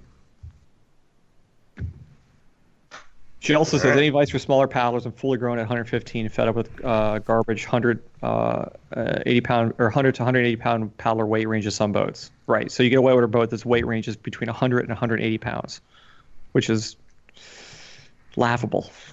Right. It is totally laughable. If there are two meaningless statistics that get attached to kayaks, it's one, the recommended weight range, and two, the volume in gallons. Neither of those things mean anything, so just stop paying attention to this. I would love to see a manufacturer just be like, we're not doing that anymore. We're just not doing it. I mean, I guess they have to, but it's meaningless. Especially when they said the boat is good from 100 to 240 pounds. Right. You're like, there's nothing you could do. There's nothing. There's nothing. Someone has to make a boat from the ground up for women paddlers or for 115-pound paddlers, right? But who's going to do that now? I don't know. Maybe Apex Kayaks. I have some news that just came through my smart technology about Apex Kayaks. Oh yeah, we're releasing names. Yeah, so I have some new data here. Some new. Is this breaking news? This is breaking news right here on the Hammer Factor for sure. So, it is in fact a team of 8 people right now. It is not just EJ. It is a team of 8 people working on the kayaks. 2 of the members our audience will know well. Steve Fisher and Pat Keller are on the team at now work for Apex Kayaks. So that is confirmed. That is a confirmed thing. So that goes back to what we were talking about earlier, that yes, in fact, a whitewater boat has got to be in the future here. It's a lot to unpack. It's a lot to unpack. It is a lot. Well, let's just take it on the surface. Let's just look at the surface of the thing. Steve Fisher, famous whitewater kayaker, right? Yep. Been in the industry forever. And Pat Keller is a boat designer. I mean, he designed boats Liquid Logic. Among others, he designed the Brap, right? Yep. So, there's one of my favorite boats of all time. There's credentials there, for sure. So that adds a little bit to the mystery of Apex Watercraft, in my opinion. I don't know. It's going to be interesting to see how it all shakes down. Let's move on here to John Mark Seelig, captain of the U.S. rafting team. John and his team recently. Did you guys follow this at all? Am I the only one that found this fascinating? Because no one ever got back to me about this. These guys are trying to break the speed record for going down the Grand Canyon. Yes. I want to see the boat. Is that? And this has been. Send a picture of this. And this is of any boat, not just raft. This is any self-propelled craft. Is that right? Exactly. So. I mean, Grace, you mentioned the idea a few years ago, and this is the best one: is you wait for one of these 100,000 CFS releases, and you get a DR boat, and you just ride the lightning. Yeah, but unfortunately, you'd have to poach that. So. You couldn't broadcast your success, is what you're saying. I think that you would probably be in trouble if you actually crushed it doing that, which I think is definitely the best way. Let me see if I can. But a raft can't be the fastest craft, right? And what's the thinking here? Like I'm missing something. Well, let's let John answer that. Absolutely. John, are you there? Hey there. Here we are. Yeah. Okay. All right. A little bit of a delay. Cool. Sorry about that. No worries. On the show, we have John Mark Seelig. Am I saying that right? Seelig? Yeah, that's right. Yep. Captain of the U.S. rafting team, whose team just attempted the speed record down the Grand Canyon from Lee's Ferry. And that goes all the way down. Where did you guys take out? We took out a Pierce. But the actual, the actual record is actually about 2 miles above Pierce Ferry.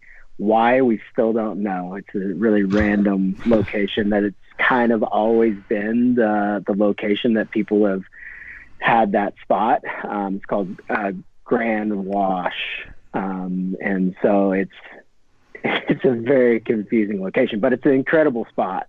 But we always take it at Pierce Ferry, and hopefully we don't float past that location. If you guys have been on the Grand Canyon, luckily we weren't so tired to where we didn't have the ability to eddy out at the takeout, because Pierce Ferry Rapid now is pretty gnarly. Well, John, tell us a little bit about yourself, your background in whitewater, and how you started this quest. Yeah, so I've been captain of the U.S. men's rafting team for, I guess, 8 or 9 years now. I owned a rafting company in Colorado for years and years. I still have a small ownership in that. It's pretty interesting. I've always loved water, been around water my entire life, and then I became a guide a little bit later in life, and didn't spend much time kayaking until later. And so it was really odd. I actually was asked to be on the U.S. men's rafting team, and that day I blew out my knee and had like a 6-year stint of having just major issues with 7 knee surgeries and other problems with just my entire body was shutting down at like 29. And so for about 6 years there, wasn't able to even paddle with the guys, and thought that ship had sailed, and expected to never really competitively, be in that realm ever again. I thought my life as an athlete was over. And what was interesting, I became a trainer and started training people a little bit, and got stronger and stronger and stronger. And then the guys were like, "Hey, are you still interested?"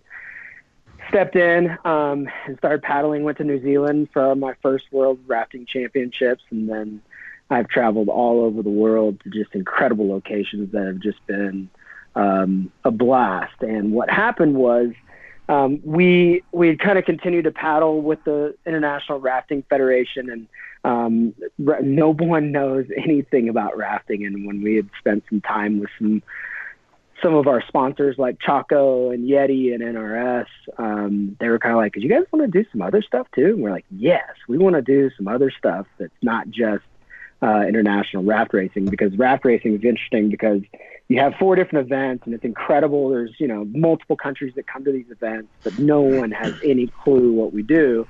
And we were at the point to where we're like, you know what, let's step outside and kind of get into some other realms of water experiences. And so we were the U.S. national rafting team, but then we stepped into this other place of becoming the 9-ball waterman.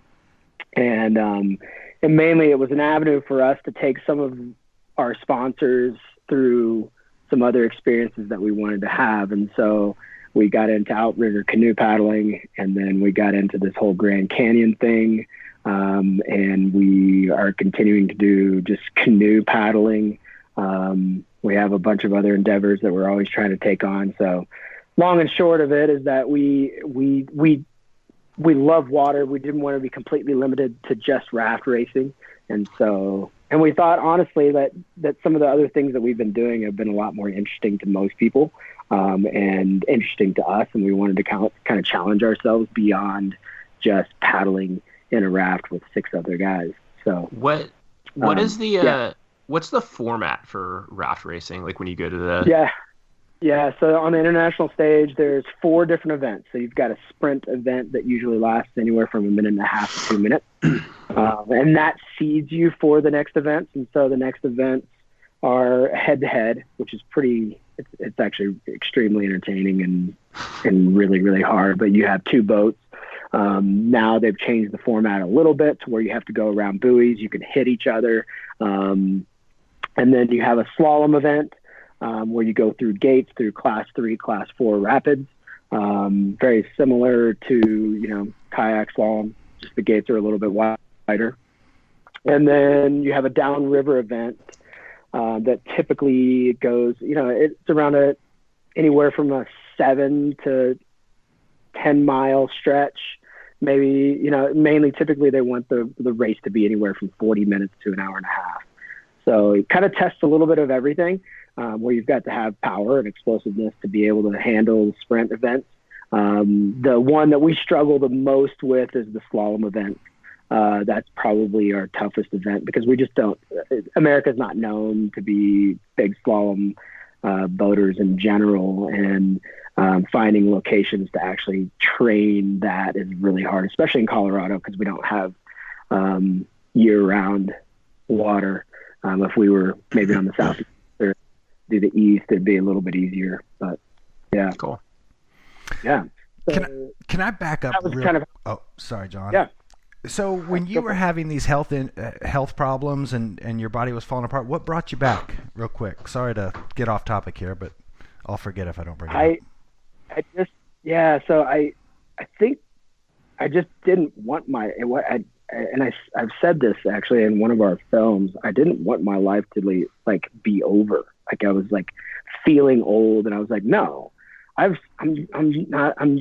not old yet. And now you can see the gray in my hair and my beard, but I think when I was around 33, I was like, even though I'm kind of old, I could still compete with some of these people, and I think I can kind of do this. And so it just took a long time for me to actually figure out the right training methods and try to figure out, I've got I think I can gain the technical skill to make this happen.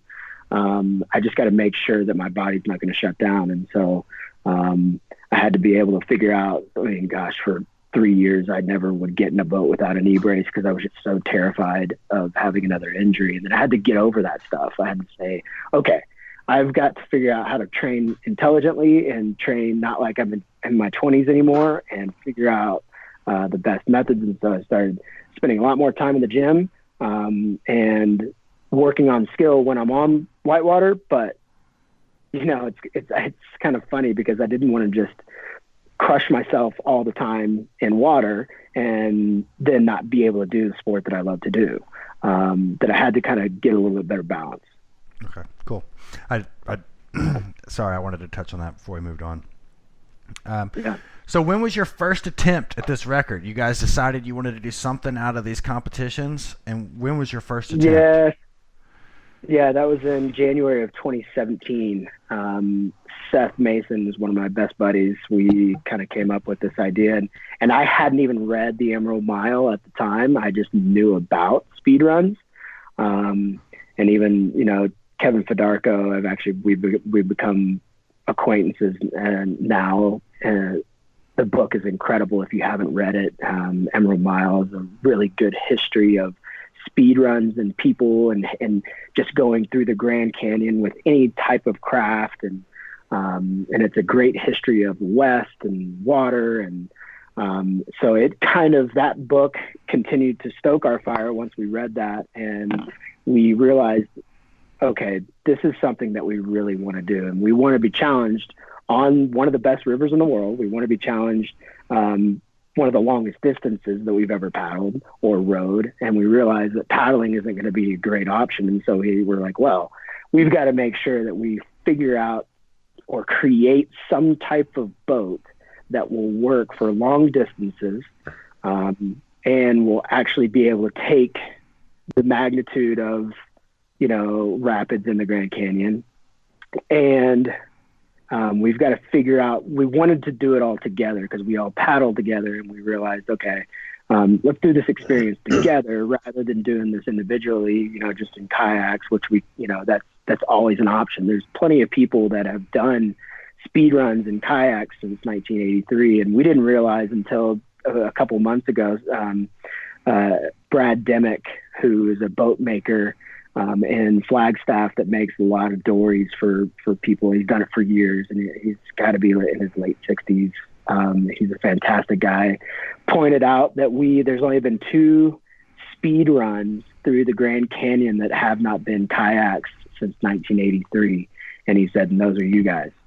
And he's like, you guys are total idiots, and I think you're crazy, but I think he said, you guys have actually inspired people in the Grand Canyon community that it could happen. Like, you could do it in a non-kayak type of craft. If you get innovative enough and you get creative enough, you could come up with, something that could be incredibly fast and could beat the kayakers. So to be clear, you're trying to beat the speed record, period, regardless of craft type. Self-propelled speed record, period. And who currently owns that record And what was he, she, they? What were they paddling? Yeah, so it's interesting. And since 1983, there was a group called Team Beer that actually broke the record. We know Team Beer. Are you guys part of that world? Did you guys ever? Did some of you guys from the Southeast, I think, even try to do a speed run, even right before they made one happen? And they actually had some trouble early on and ended up attaining back upstream, which is crazy. But so these record holders are really interesting, so there's been this history throughout time. So Team Beer beat it, and then, oh my God, how am I even forgetting? I just met with them just the other day. And they were in kayaks. You're talking about Ryan Casey and that crew who did it? Or are you talking about Ben Orkin, who holds the record now?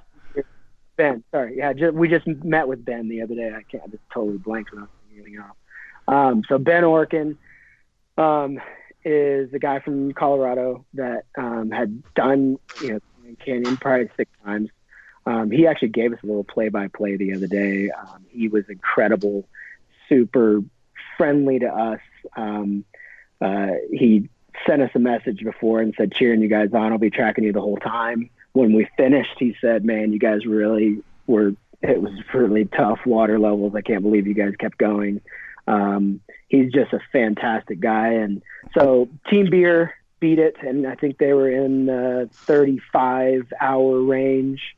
And then they sent Ben Orkin their time, and I think he went 3 days later, and didn't even know that they had beat the record, which he said, I'm glad that they let me know, because I probably wouldn't have paddled it as hard, because I was just trying to break the Emerald Miles time, which was 36 hours. So he actually had some pretty major issues in Lava Falls.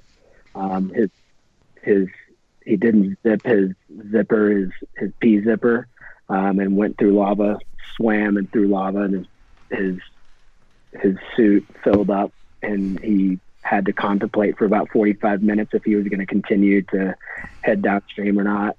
Listening to him think about the methods of how he was going to actually get the water out of his dry suit, because he was like, do I cut the feet?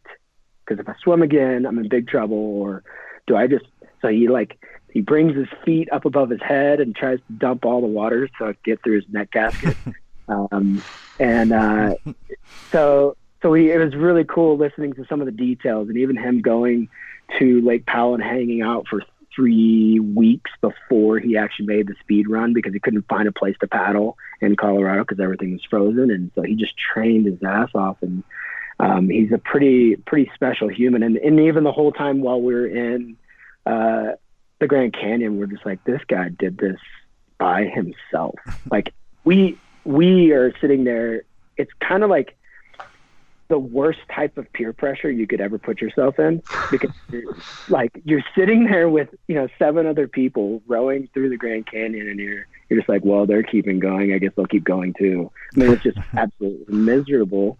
Like putting yourself through anything for 38 hours is without sleep is brutal. And so our goal was to beat the full record and take and get under 34 hours. That 34:02 was the below that was our goal. We even looked at our timelines before so we have one of the guys on the team, Seth, is he has this timetable that would had every water speed throughout the Grand Canyon, all the details as far as what was going to happen at each location. And then we realized 5 days before, I was like, Seth, why are we doing this? Because we knew the water flows are going to be significantly lower than what we did in 2017. In 2017, we had amazing water flows. What kind of flows do you have? So 19,000 CFS was the average water flow. And in this one, we had about an average of about 9 or 10,000. In the first run, perfect water flows. We were terrified the entire time, totally out of our element, rowing this thing that we've never even been tested. and the boat broke. And, in lava, we were about 2 hours ahead of time to even beat Ben's time. So that was a bummer. This time, I don't like the idea of having a boat break. I just feel very unaccomplished. I feel like there's something that we felt like we left something down in the canyon. And so this time we knew let's do it again and let's try it. This time, at least water flows we can't control. That's stuff that are totally out of our control. And so even in the first 6 hours of this second run in just this January, we were right on track within the first 6 hours. And then we were a minute behind, 3 minutes behind, because what was happening is we try to start, we put on around, the first time we put on at 11 o'clock, this time we put on closer to midnight. And we're trying to ride the bump of the water flows. And so the water flows, they'll release a bunch of water in the Glen Canyon Dam, and then we'll try to stay up on the hump as long as we can and try to catch that flow. But you'll pass that hump, correct? Exactly. You pass it quickly. We'll eventually pass it. We'll try to actually catch up to 2 days before's release. Mm-hmm. The plan is to, stay on that hump when the water's not as fast and the gradient of the canyon is not as fast. And then we actually get on the back side of that. And so we're on the low side of the water flow. So we're, 8,000 CFS. At the beginning of the water flow, when we're on the top of the hump, we're at 14,000, and then we end up, around 7,000 or 8,000. Do you think so that I'm sorry, go ahead.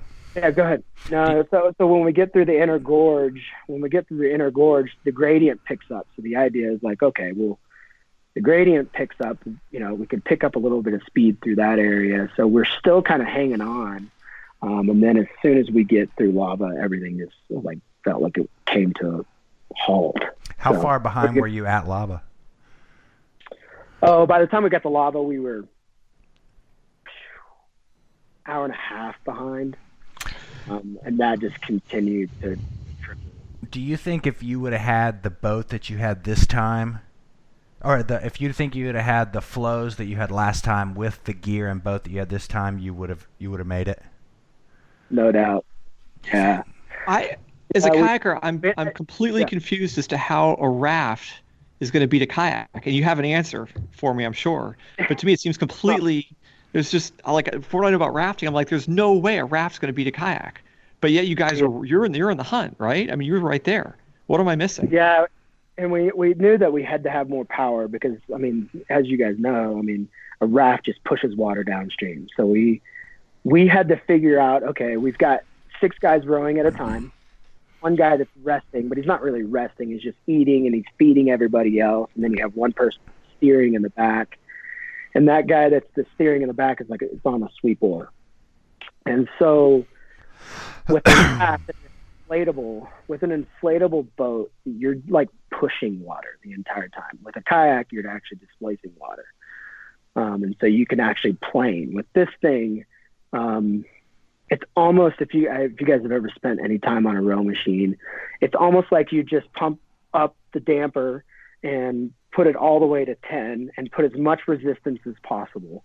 And then you're trying to row at a slower rate because you can't maintain to go at a fast rate for 38 hours. And you're trying to just maintain your body to resist this. So you agree with me? There's no way a raft could. Yeah, is what you're saying. Yeah. I think if it's the right craft, it could totally happen, and you get the right. Why not go to a plastic catamaran or something like that? We've discussed that, and we actually spent a lot of time with some outrigger canoe makers. Is the goal to just to do it to break the record, or is the goal to do it in an inflatable raft? Break the record. That's the goal.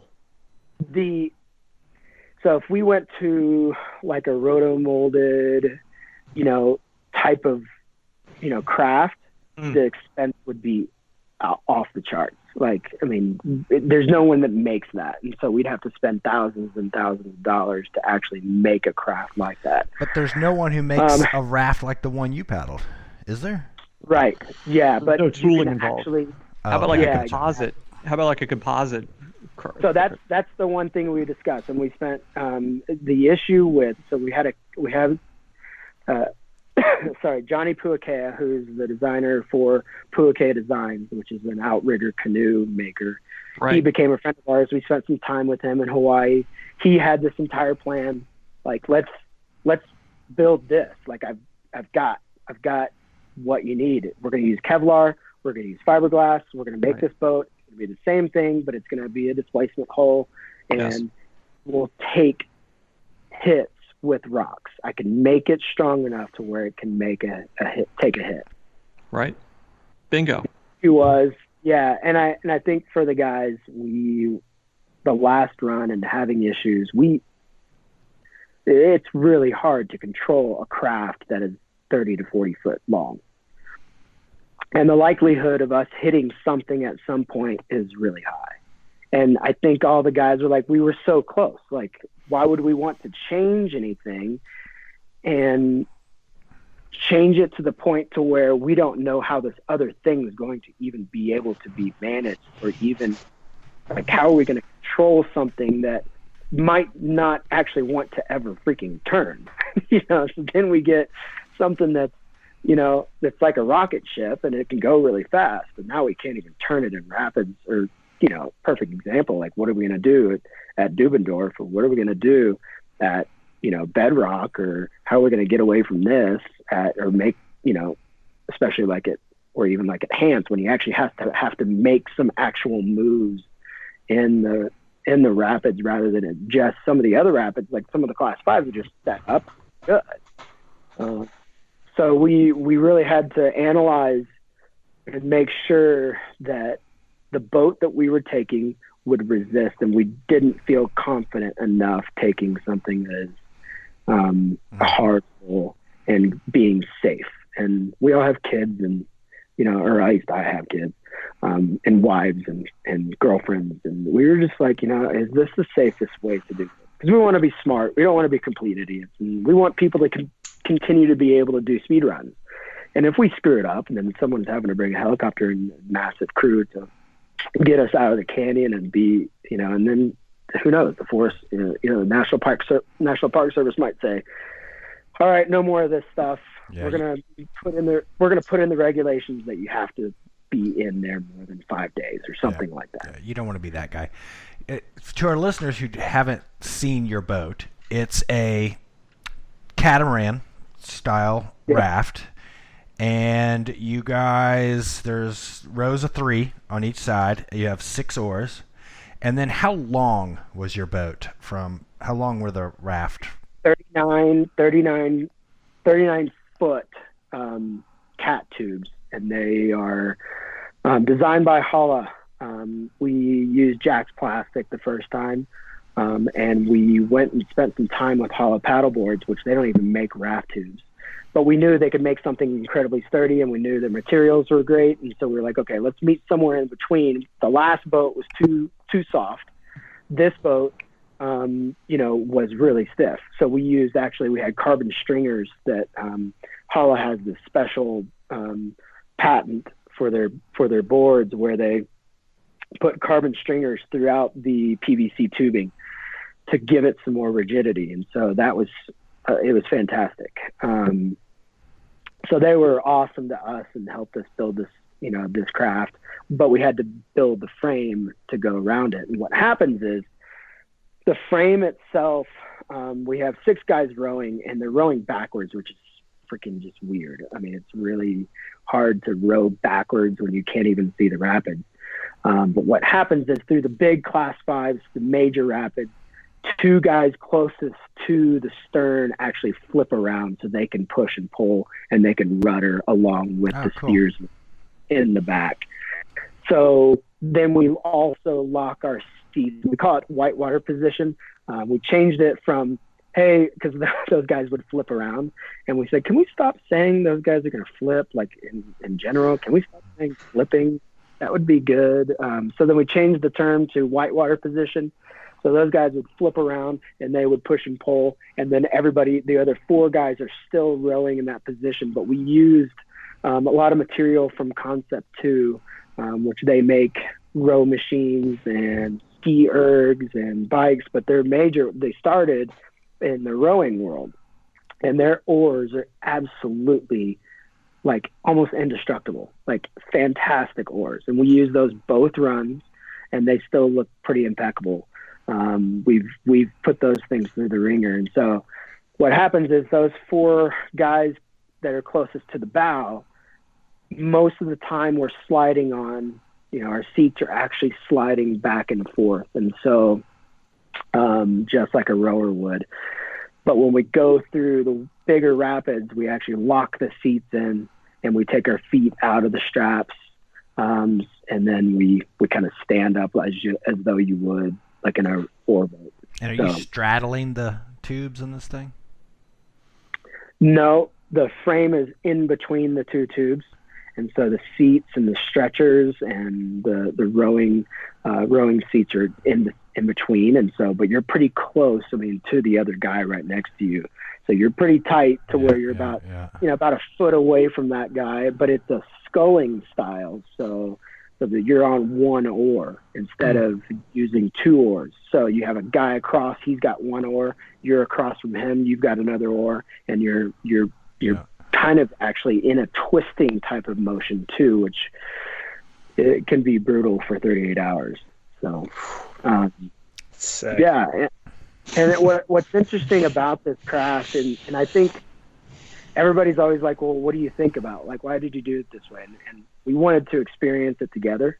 Like we've traveled the world together. We come up with this stupid stuff together, and it's like, well, we want to kind of enjoy all the suffering together.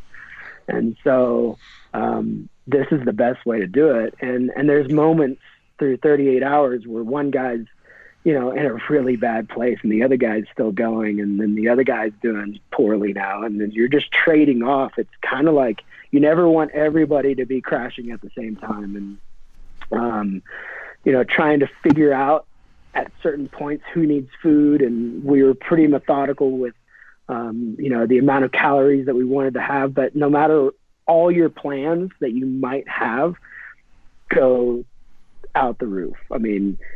It as soon as you get in through kind of that major inner gorge rapid, like you're not moving. You're not really thinking about water. You're not thinking about getting food at that point, and you're just in it for the next 4 hours, 5 hours.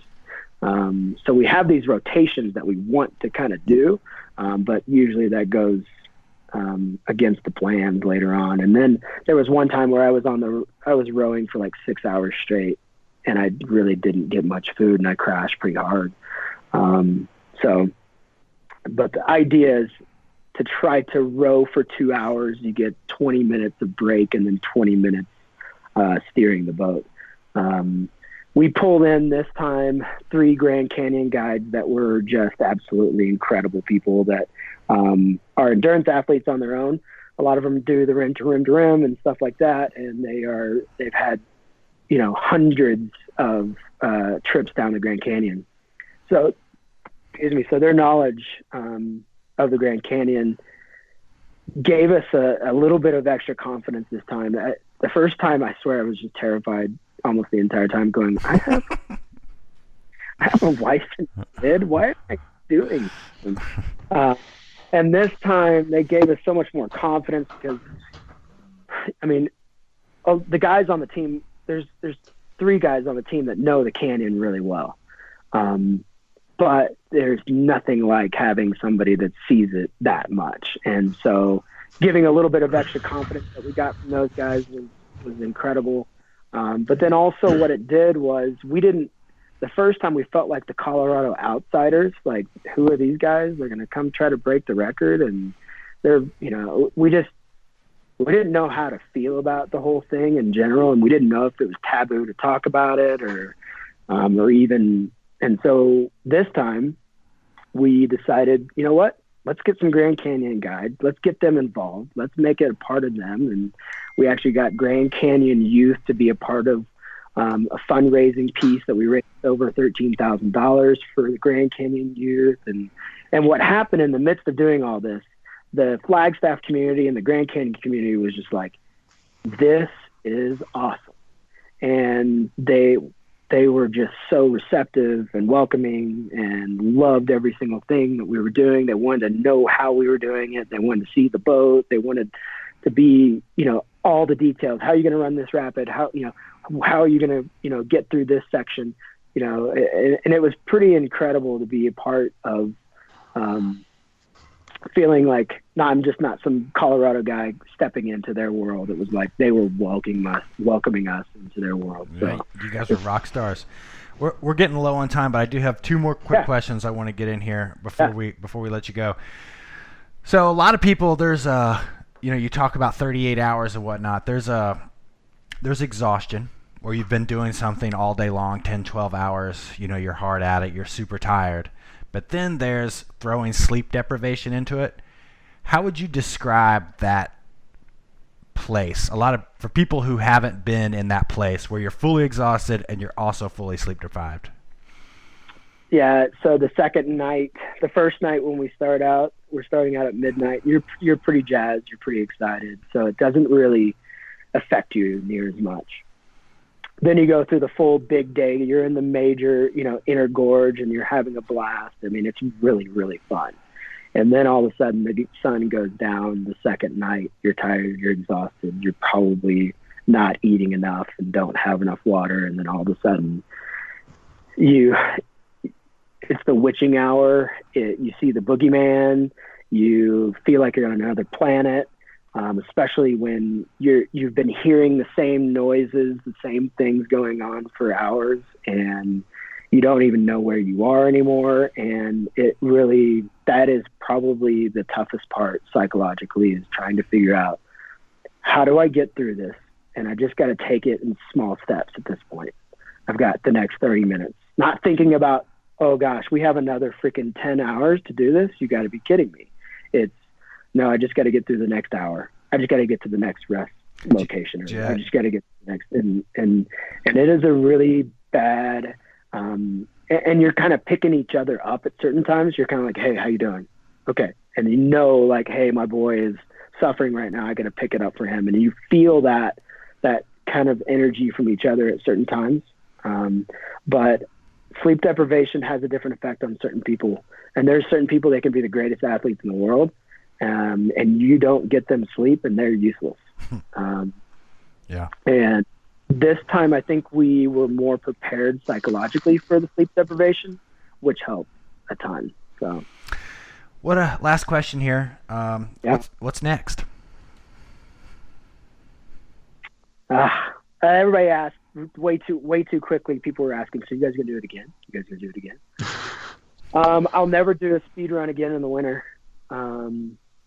I think it's a little too risky. One guy went to the hospital with frostbite. I still don't have feeling in about 3 of my toes. I think the risk is a little bit too much.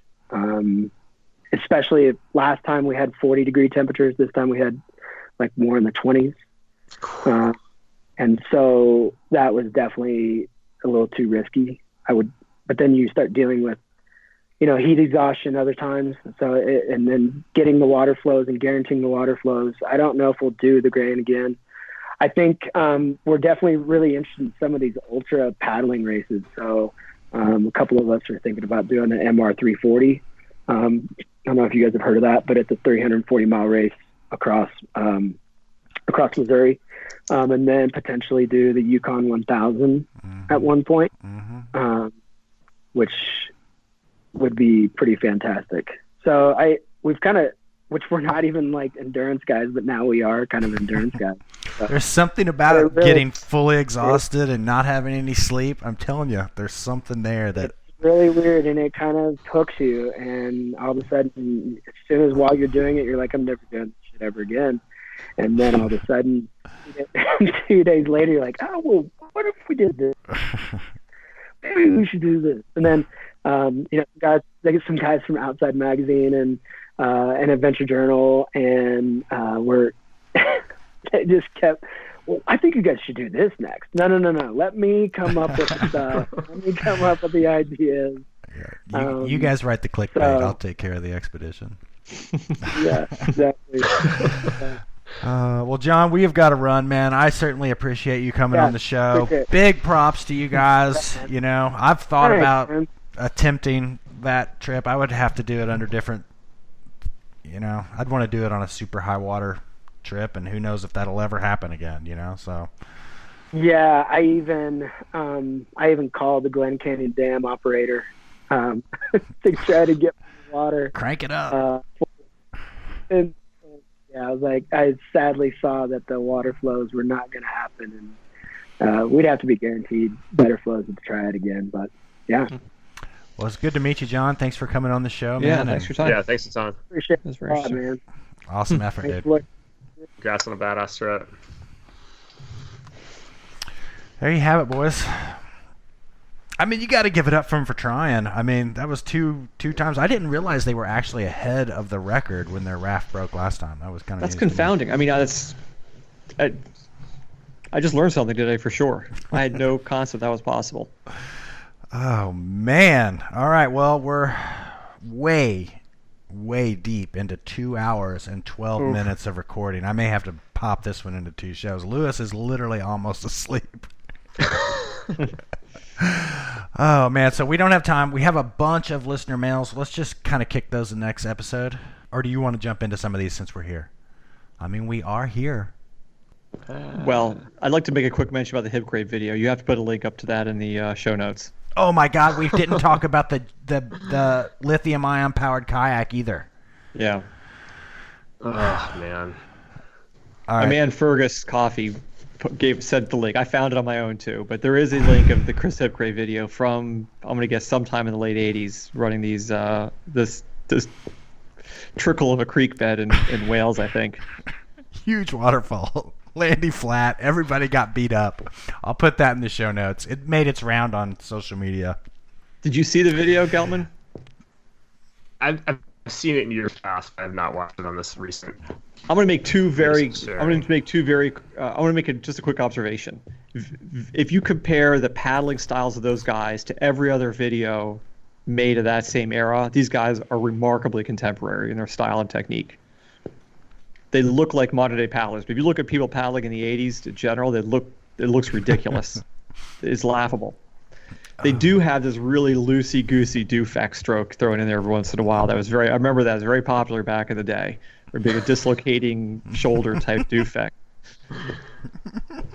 But It was a great video. The editing the was boats really look so good. tippy. You see how tippy those boats look? Or is it just me? I mean, they're flipping over every single rapid. Are they in like Topolinos or something? Yeah. They're Topolinos, yeah. The boof was not really their forte in that video. Maybe they had one, but they weren't. But showing off. no one was boofing back then. That just wasn't a thing, Yeah. right? People were just drilling rapids in 1988. You just plugged it like Red October, man. You just went over and went deep. Oh, Mariah comes in here. She calls Weld a boomer, which I thought was pretty good. I love that one. Mariah Henney writes in, her first response is, "Okay, boomer, let's teach you something about Instagram. It's possible to have more than one feed." That's what my kids tell me. My kids say, "Okay, boomer" to me, which I love. So thanks, Mariah. Of course, I know you can have more than one Instagram feed. I'm not a moron, but these athletes only have one Instagram feed, right? They don't have two. They have one. Well, regardless of what Instagram feed they have, I will say they're the same person, no matter where they have it. So, the same associations go around. Big kudos to Geltman. She also says big kudos to Geltman for not folding on his opinion on kayak rentals. He says thanks for calling out privilege on the last episode, even though it made some people uncomfortable. I did see a comment come across the board, Lewis. I don't know if you saw this, but it said the hammer factor would be so much better without Geltman. Oh, Yeah, of course it would. I saw somebody suggested on Pat's Gram that they should replace me with that you guys should replace me with James McLeod, which is actually probably a fantastic idea. It would probably be a way better podcast. There'd be no hammer factors without Lewis Geltman. You're too dug in now. We can't get rid of you. Also, she says she's trying to organize a women's slalom for Whitewater Clinic in the southeast. Bring Ashley Knee down to lead instructor in the clinic. They have some women interested. I could probably help you guys with that, Mariah. I think that is a sick little idea. I think this is a cool thing that Kaleva has been doing. Like Ashley's been doing these clinics with Kaleva up in DC, like slalom for river runners, which I think is a pretty cool concept. It's like instead of everybody who goes out and paddling gates having to pretend like they're gonna make the next Olympic team, like going out there and learning skills in a way that's expressly intended to be applicable to running the shit. So I think that's a cool concept. I hope they succeed with it down there. And lest anyone thinks I'm poo-pooing Kaleva, I'm not. These guys properly poo-pooed Kaleva. I did not poo-poo Kaleva. I was a cautionary tale about Steve-O, selling stuff too cheaply. That's all. The Kaleva's got some rad stuff going on up there. I want to come back in my next life as a Markov. Seriously, right? That's what I'm talking about. Can we talk about the lithium-ion kayak? Did you guys see this? Did you guys see this? Yes. I don't really click on links for YouTube videos, to be honest. It didn't really hit home to me, like how crucial a piece of technology this was, until the guy skipped over that land bridge into the next piece of water. That's where I was like, bingo, this is working. It's all coming together. You see what I'm saying? I am seeing what you're saying. And remember the video that Sean Baker made? God, I don't know, 10 years ago or something, where he put the motor. Who's also in the Hip Crate video, by the way. Yeah, yeah.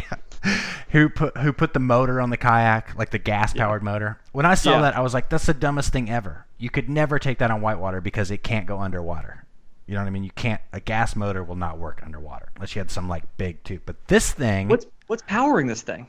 It's lithium-ion technology. It's jet packs. It's like a jet ski little system with a lithium-ion battery. Tell me now, not in that regard, but tell me it would not be fun as hell to take one of these boats out to a river. Not that boat in particular, maybe a different This is design. combining one-wheeling and kayaking. Finally, Grace, you have something you can really sink your teeth into. This is the thing that's going to finally drive me to quit kayaking. When I start seeing people out on the river in electric kayaks, I'm going to, like, that's going to be the end. Like, I don't know what's going to happen. I'm just going to be like, I'm going to curl up in the fetal position and cry, and then I'm going to move to northern BC, and you guys are never going to hear from me again. There's a part of me that shares that, but there's also another part of me that's like, think how sick it would be. I mean, to like sail off of Ohio Falls at like 25 miles per hour. Yes, yes. Clear of the base of the falls. Or just a big wave train on the Grand Canyon. You talk about wave wheels. I mean, back up. Watch this, son. I'm just saying. And then you could just attain back up and do it again. Like, what if you could double waves? That'd be sick. That's what I'm talking about. I guarantee you could. Did you see the dude skip over the rock? That's essentially what he was doing. Yeah. Dude, you think that you'd be up in that crowd at Pillow Rock? The crowd would be at Pillow Rock. They'd be like hooting and hollering. I'd be on the gas. I'd be watching out. Dude, I'm telling you. I'm with you on your sentiment. I really don't want it to happen. It's like that forbidden fruit, but oh my God, dude, it would be so fun. I mean, and I would want it like where you had some kind of control on your paddle. I wouldn't want it like that one where it's just like, and he's like, whatever. I'd want it like off, but be able to engage it, so you could milk a battery for like a whole like. Anyway, I don't know. I'll put a link to that in the show notes. Lithium-ion technology. Don't hate on it. Can I address Eugene Buchanan real quick?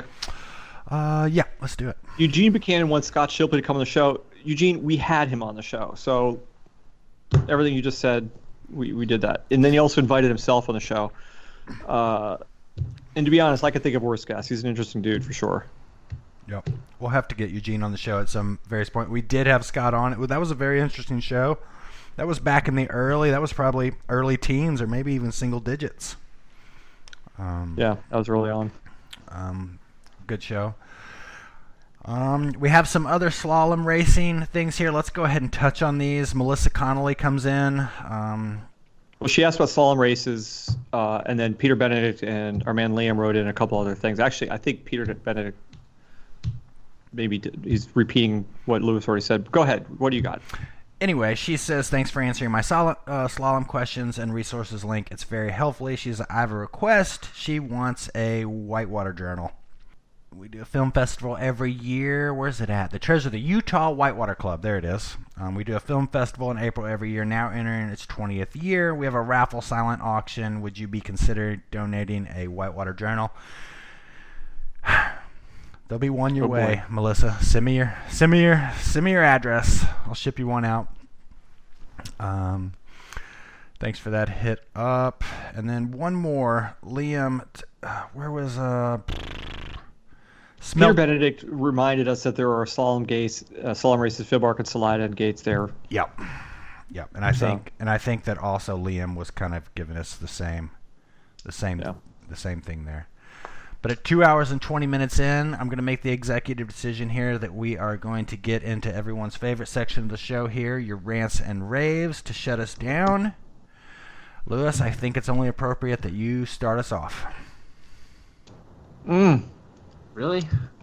I don't really have anything. All right, I got something. I got a rave. And Lewis, you probably won't be able to relate to this, but I know you will. I went skiing. We have this program, the Adventure Club, at my oldest kid's grade school, at Jax's grade school. He's in first grade. It's called the Adventure Club. $110. You get 6 Mondays in a row of skiing for the whole family. Where? Wow. At Cataloochee Ski Resort. Where's that?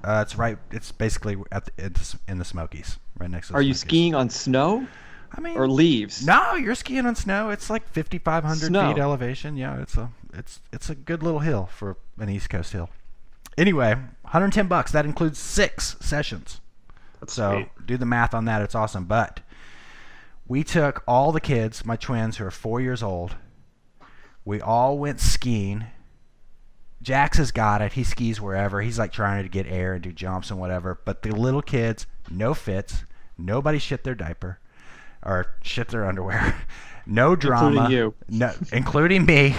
Like literally, we went and did this super fun thing. And if you're a parent and you have little kids, it will get to the point where you can go out and do fun stuff. And skiing, by the way, is like one of the very first things you can do as a family where you can actually go out and have fun with your kids. Oh, you're not just enduring it. Exactly. That's exactly what I'm saying. You're not just enduring because it. We by the time literally my kids had were like fun. 4, they were actually skiing stuff that I didn't mind skiing on my own. Yes. Like 4 and 5 years old. It's crazy. Yes. And they just get it. You don't have to teach them much. It's just They just get it. And we had a family experience, and you're right.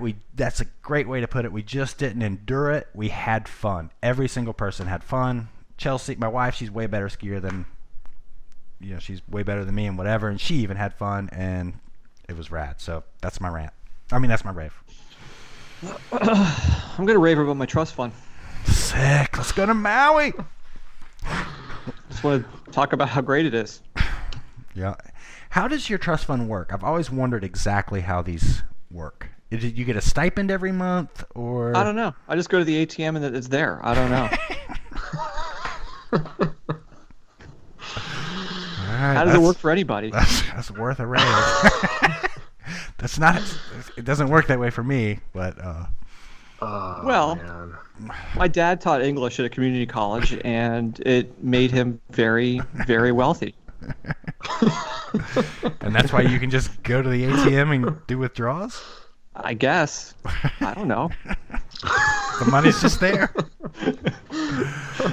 Oh, Lewis, you really don't have anything to contribute on the rants No, or rave. front?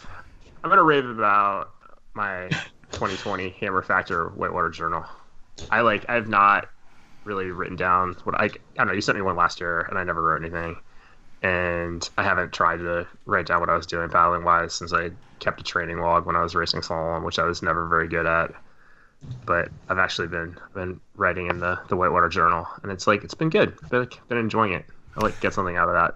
Did. And I like the way you formatted it. It makes it very, very easy to whether I have something I want to write or something I don't particularly want to, just to do it. Yeah. So thanks for doing that, man. Yeah, you're welcome. It's caught on. The old Whitewater Journal's caught on. I'm enjoying it. Man, journaling is a big thing, especially, think how much crap you guys have forgotten of paddling over the time, you know? And now think about it, Lewis. If you keep this thing like 5-6 years, somebody's like, "Oh, what was it like in 2020?" And you're like, "Oh yeah, the boys just ran it at 5.6." You know, blah blah blah. Totally. Blah. It's like all the years just like blend together. I can't remember what year anything happened anymore. And yeah, I don't know. I'm kind of psyched to stick with this for a little bit. Sick, dude. I can't wait to see. I'm up to 11 days now. Yeah, So I caught up with you a little bit. Oh yeah. Most of those are in the wild water boat on the French Broad, but paddling's paddling. I'm gonna drag Weld out here soon. It's one of my projects. Stay strong, Weld. Stay strong. Well, when I get back from Maui in June, we can talk about it. Well, thank you to everybody for listening to Hammer Factor episode 71. This may be a 2-part show, maybe a 1-part show, and yeah, we'll catch you on the other side.